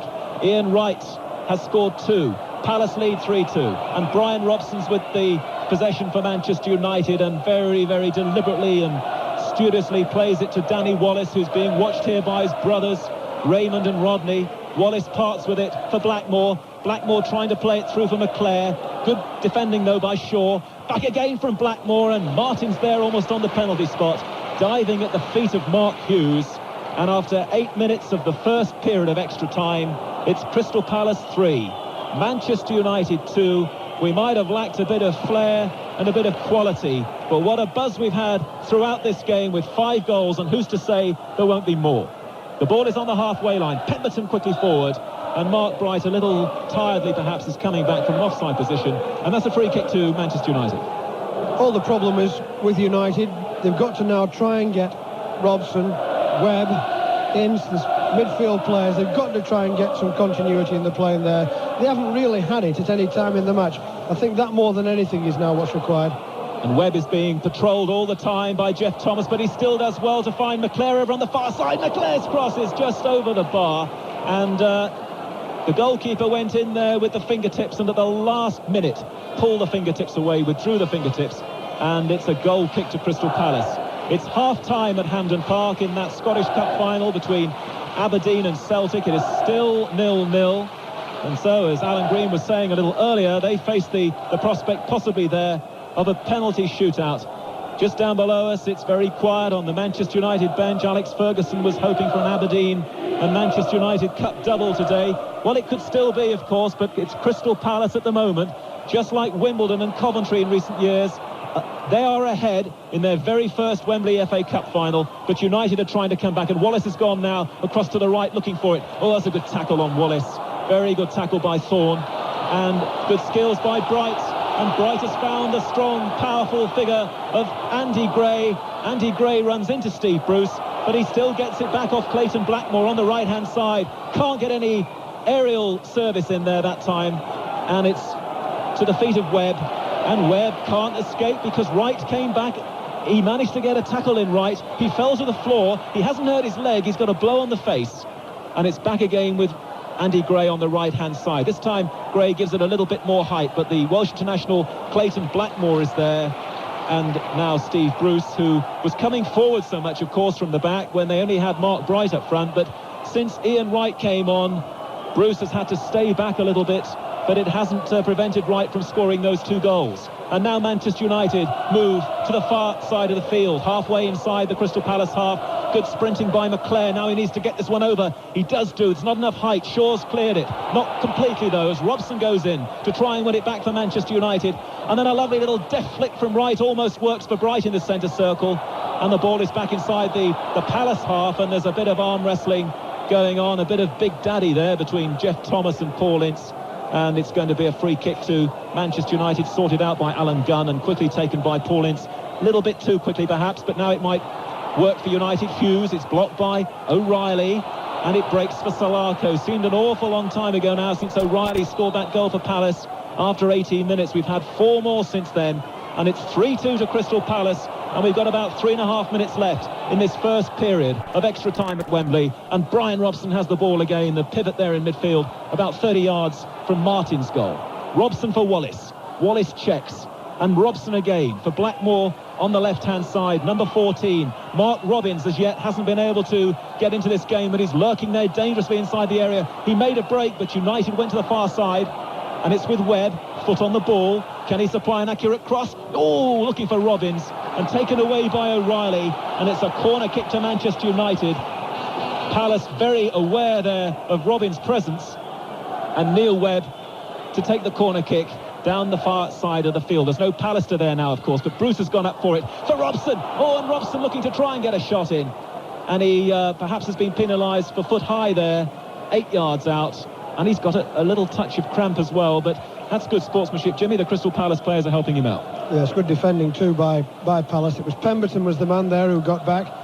Good header in by Bruce, knocked down. Robson chested it down. Pemberton was there, and that's been typical of Palace. I think they've defended very well in their own penalty area, very well, and it's so important. Your goalkeeper knows exactly what he's doing when they're picking their men up, and that's what they've done very well, I think. Steve Coppell, the youngest manager ever in an FA Cup final, 34 years of age, is getting closer and closer to victory here, but a weak goal kick has been pounced on again by Manchester United, a weak free kick rather, and McClair's in possession down that right-hand side. McClair drags the ball back, acrobatic stuff from Hughes, over the shoulder, Dennis Law style, just wide. Goal kick to Crystal Palace, exciting action.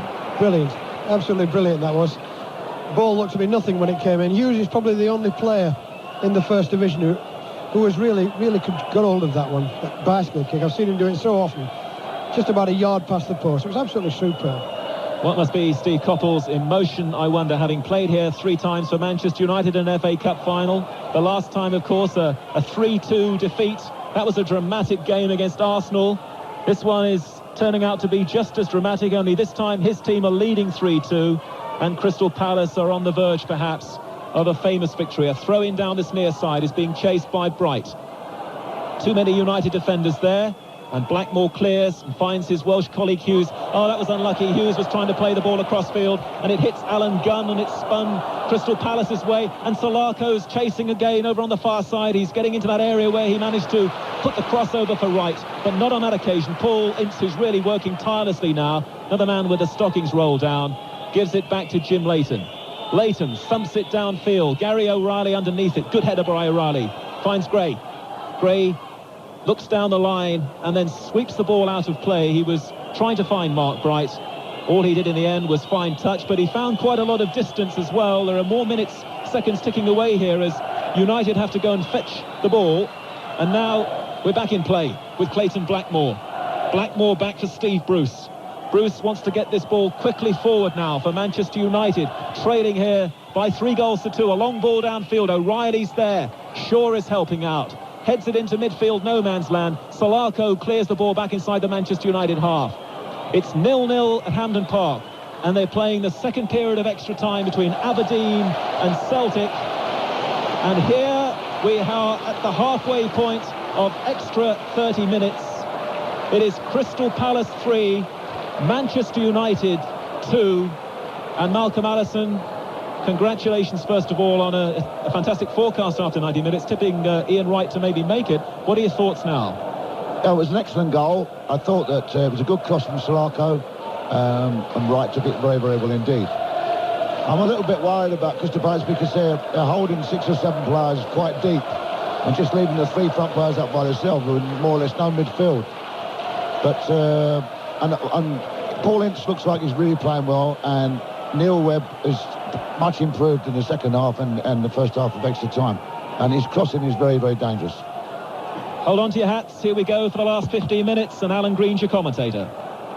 Manchester United will kick off these last 15 minutes, playing from left to right and in desperate need of a third goal. They trail Palace by 3 goals to 2.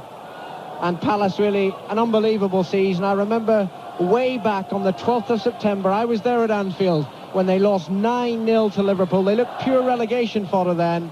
And during this cup run against Portsmouth and Huddersfield and Rochdale and Cambridge up to the quarter-finals, I'm sure Steve Coppell would have exchanged those wins for points to save them from relegation. No one took them seriously until they beat Liverpool in the semi-finals. Now they're in front here at Wembley and in possession on the far side of the field. Andy Gray sprints forward. He's only got Mark Bright ahead. Ian Wright is rushing upfield to give him another option. Andy Gray still has possession now. 15 yards inside the United half. Forward to Mark Bright. He runs into Mike Phelan, and Phelan gets injured as he clears it. He's all right, gets to his feet quickly. Wallace has possession. To Webb, just outside the centre circle. Webb looking to play it through to Wallace. Good ball forward to Wallace now. 10 yards outside the penalty area. Robson's made the run. Hughes has it now, just outside the D. There's back to goal. Lays it back to Ince, and Ince moves forward. Infield, shoots from long range, and Martin tips it over. Rifle of a shot from Paul Ince, and a good save from Nigel Martin. Yes, I would think most First Division goalkeepers would feel comfortable enough with that shot. It was a pretty good shot, though. It was a good move by United. Webb, Wallace, good shot. Wallace takes the corner, short to Webb, out to Wallace again, stabbed quickly to the far post, headed away by Gary O'Reilly. Paul Ince looking to challenge just outside the area. Bruce is upfield as well. Ince is hurt in that challenge. Hobbling away as Palace break. Ian Wright has it. Near side, Palace left. Rushing forward, met by Phelan, plays it to Bright, he's shot, Andy Gray's shot, but straight into the arms of Jim Leighton, just didn't hit it properly. He could have killed United off. Oh yes, great chance that. Wonderful moment, it's a lovely delivery in. I thought he was bound to score there. United's defence again, not picking up in the area. Free chance for Gray, gone. Robbins crosses into the penalty area. Hughes with the header down. Wallace can't get there before Pemberton, who stabs it clear to this near side of the field, out of play, and it will be a throw into Manchester United. Good work that by Mark Hughes. Saw Wallace's presence and headed the ball towards him. Takes a throw in to Wallace, flicked towards the near post and belted behind by Andy Thorne for a corner to Manchester United. 12 and a half minutes left, and unless United score again, it'll be Palace's trophy. Wallace will take the corner, right-footed, head into the 6-yard box. Robson challenges, fouls Martin in the same movement. Referee spotted it, shows that it was the left elbow that did the damage, and awards the free kick to Crystal Palace. Wallace retrieves the ball from the touchline on this near side, throws it towards that Palace penalty area, and when he moves himself a little bit, and who would blame him for taking his time? Nigel Martin will take this free kick, and everyone's gathered around the halfway line waiting for the ball to drop when Martin finally takes it. Still hesitates, and now he moves forward and kicks right-footed, and he hits it high, and this one's going to drop almost on the halfway line. Bruce can't make it before Pardew, and it's played out to the far side of the field. Andy Gray picks it up. Pemberton's offering support further wide. Gets the ball now, and Pemberton skips round Blackmore. Good run by the fullback. Quick first-time cross, but beyond Bright and Wright. And McClure knocks it forward from Manchester United away from danger.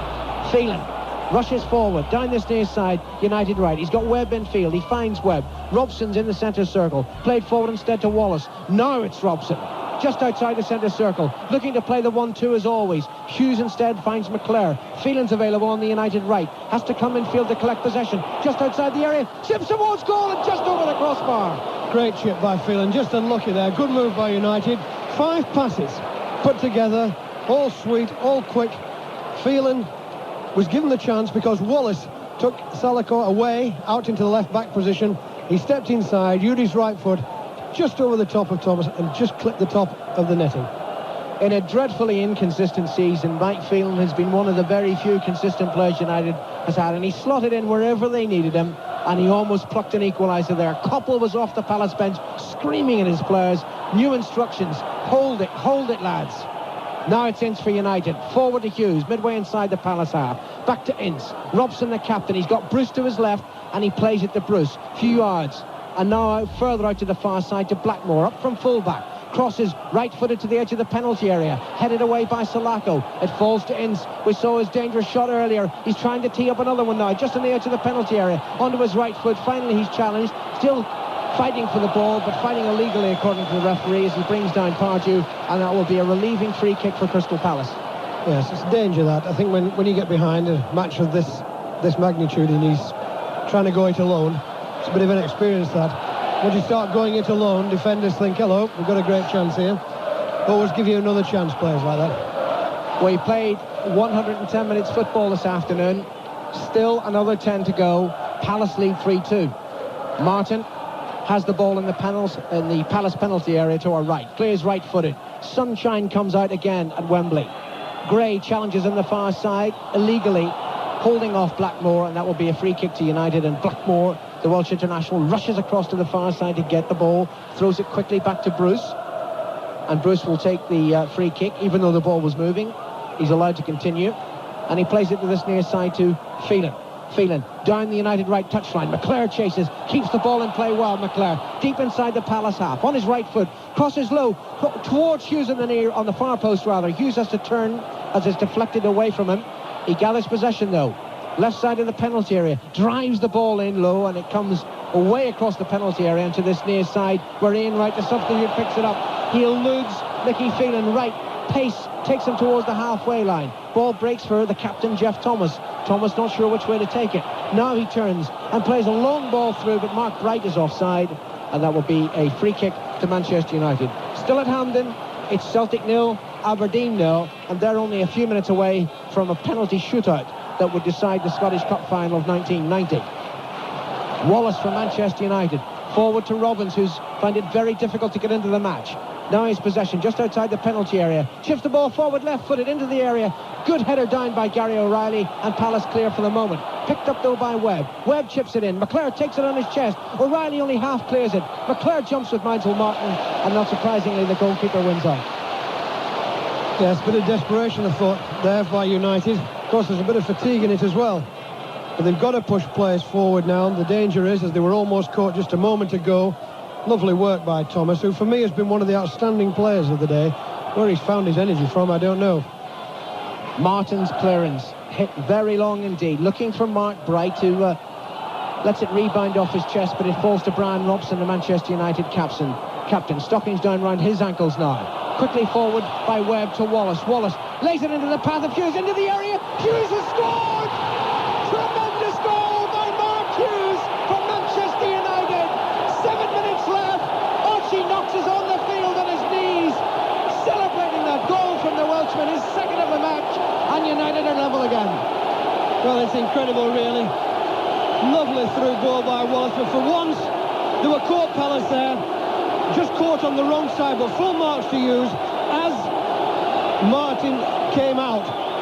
He saw his chance, right foot. I think if Martin had stood his ground there, he might have had a better chance. But he rushed out, he came out about 10 yards, and it was just enough, and it trickled into the right-hand corner of the goal. Lovely move by United. Full marks with the delivery too from little Wallace. Class finishing from the Welshman. Class finishing. So close, just in the first period of extra time, with that spectacular bicycle kick that just went wide. This time he makes it count, and it's 3-3. 6.5 minutes to go. Robson outside the centre circle, plays it to the right. It's United fans who are screaming now. Ince has it, just inside the Palace half. Played forward to the goal scorer Hughes, right side of the penalty area. Back to the penalty area, now he turns. Plays it back to Ince. Level with the edge of the Palace penalty area. McClare is available, so too is Wallace. Just outside the Palace danger territory, but now Thomas plays it clear. Ian Wright moves forward for Palace. He's going to take on Phelan. He's running at him. He's still running, Ian Wright, just edge of the penalty area. Check for the moment, and then as he tried to bring Mark Bright, his fellow striker, into the game, he only finds Steve Bruce, and United bring it clear. 0-0 at the end of time. That's extra time at Hampden Park in the Scottish Cup final. Celtic and Aberdeen into a penalty shootout. United move forward. Mark Robins inside the penalty area, back to goal, trying to find support. Now he gives it to Webb. Webb facing goal, chips it forward. Great run by Blackmore. Robbins chases on the far side of the field, but Andy Gray, too smart for both of them, and clears away towards the halfway line, and Mark Bright, and safety for Palace. And Bright has done very well, and he turns Phelan one way, then the other. Oh, and then he tried to give it to Pemberton, hit it the wrong way, and United have it once more. What a noise at Wembley. Webb out to the far side to Robbins, left side of the penalty area, faced by O'Reilly, checks one way, then the other, looking to hit it high, and it's blocked by O'Reilly and behind for the corner. In fact, if United had got a chance on goal there, Mark Bright would have been annoyed with himself. He had a simple task, just to play the ball back on the halfway line. He tried to be clever, tried to backheel it, lost control. United got a corner out of it. Taken by Webb to Wallace, hit back outside the penalty area to Wallace. Blackmore's a chance of a shot, hits it right-footed, and it drops on the top of the net and behind for a goal kick. There's a few of those Palace supporters there. Heart skipped to beat there, I would have thought. It looked as though it just might drop into the goal. Martin was stranded, he was out about 5 or 6 yards out again. He would have had no chance at all. United suddenly got a spark. We've got 4 minutes left. Is there a 7th goal lurking somewhere? Webb for United. To Ince, near side, inside the Palace half. United right, forward to Hughes, and Hughes is well tackled by Richard Shaw. Puts the ball out of play, and it's a throw-in to Manchester United. Palace want to make a substitution, a second substitution, David Madden. But the referee's attention now attracted. He holds up play, certainly. The linesman's very unhappy with what's happening here in this near side, not the linesman, the fourth official, who's telling Steve Coppell we can't hold it up until there's a natural break in play, but why don't they just let the substitute come on and we can get on with it? Because the one thing I can't understand is why is there no number?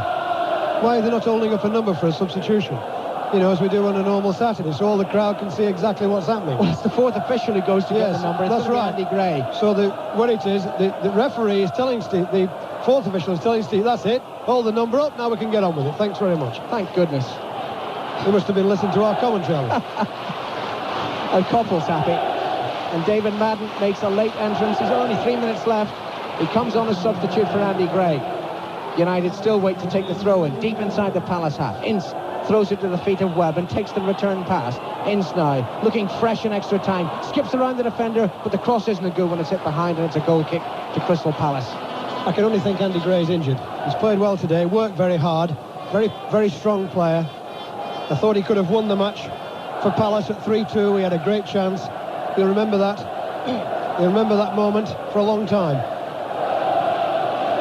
Maybe a slight absence of quality, but I think it is a final in the end that you're going to be telling your grandchildren about. Do you remember what we said after the semi-finals? How can we have all these goals? Remember, 3-3, 4-3 semi-final, 3-3 final. What have we done to deserve it? Marvellous. United attack, and then it's beaten away by O'Reilly and out of play.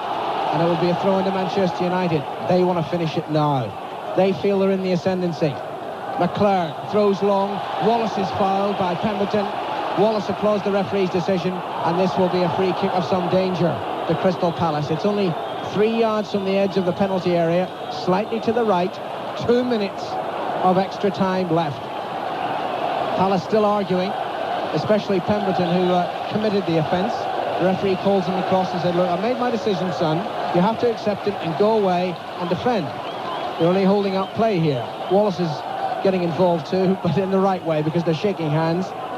And the referee will push that Palace wall back. It's only about 5 yards away from where Webb prepares to take this free kick. Now, Bruce has moved upfield towards the edge of the area. Webb chips it towards Bruce. Great header comes in by Captain Brian Robson, but that one didn't find the net. It was over the crossbar behind for a goal kick. Great header. Superb header. He's terrific at that, really. He just ghosts in there, and when he gets in there, there's so much purpose. It was a lovely ball from Webb. And what he did, Robson, he went between two players. One of them was O'Reilly. I think the other must have been Pemberton. I wasn't quite sure, but I think one was O'Reilly. He goes between them. Powerful header, just over the top. Goal kick is taken. Who would be beneath it but Brian Robson as he heads it forward. Hughes is fouled. It's another free kick to Manchester United, and Palace are hanging on for a replay. Less than a minute to go on my watch, plus whatever the referee adds on for injuries in extra time. Webb runs forward, then backheels the ball to Ince, just outside the penalty area. Onto his left foot, he shoots low to the near post, and Martin dives easily to his left and gathers it. And Martin moves forward and waits while some weary legs move forward for Palace, and weary United legs retreat. Martin's long clearance, headed down by Mark Bright, and can be picked up on this near side by Jeff Thomas, who tries to outsprint McClare. McClare's got the better of him there, but has to concede a corner, yes. Well, the persistence of Jeff Thomas won the corner, and now it's United who are under terrible pressure in the dying seconds of this 1990 Cup final. The corner will be taken by the second Palace substitute, David Madden. He's only been on the field a couple of minutes. He spots the ball up inside the quadrant. He's going to hit it right-footed. Bright is calling for it on the far post. Thorne's on the near post. And Wright lurks in the middle of the goal. The back header by Thorne. Bright gets the header in, and Leighton lets it go late. I thought he clutched at the ball and pushed it behind. The referee spotted it, the linesman didn't. It is a corner. Yes, I think he got a finger I think he thought it was going past at the last minute. I thought, well, I'll play for safety here, because the first flick on, there was real danger. The ball was, I thought, going past the post, but he's made sure he's put it behind. Another corner to Crystal Palace. We're into added time of extra time. It's taken short and headed away well by Ince, picked up by Jeff Thomas. And is that the end of the 1990 Cup final, or at least part one of the 1990 Cup final? It is. Alan Gunn has blown his whistle, and all around Wembley, 80,000 people get off their seats and stand to applaud these two teams who played a wonderfully exciting match to me. Yeah, it's not a game for the soccer purists at all, but they've given us tremendous excitement. The FA Cup this year has been remarkable. When you think of those semi-finals, 3-3, 4-3, 3-3 in the final after extra time. I think Palace defended very well. It's credible to say that when they conceded 3 goals. And they made it difficult for United, which I said they would at the start of the game. United, though, I think, have edged their way to a draw. That's how I feel about it. I feel they have. And I think now, you know, they will go into this next match with a bit more confidence, because at the end I thought they looked to be putting one or two things together. Although, Alan, you and I have watched United a lot this season, and we've been waiting for them to do it, and they've never quite done it, have they? Not quite. I mean, there was the opening day game of the season against Arsenal when they looked very impressive, and then there was the performance at Anfield before Christmas, and I suppose the cup tie at Nottingham Forest. But outside of that, I haven't really seen this team of great individual talent fulfill its ability as a unit. Exactly right. I think that's one point. The other point was I think we should mention Wright of Crystal Palace to come on and score 2 goals like that. And Mark Hughes, 2 goals for him. You know, he's not had the best season. You know, he's got 2 goals today. I was disappointed in United's midfield today, to be frank, and I think Alex Ferguson will be as well. Anyway, we've got a rerun. They've had a great time out there too. Manchester United's white shirts stand together in the centre circle and applaud their fans, who certainly make up the majority of the committed spectators here today. And Crystal Palace make their way, led by Jeff Thomas, the skipper. Well, there'll be no trophy at the end of it. They may look at it and maybe reach out and touch it, but they make their way up the Wembley steps, where the Duchess of Kent was waiting all afternoon to present that trophy.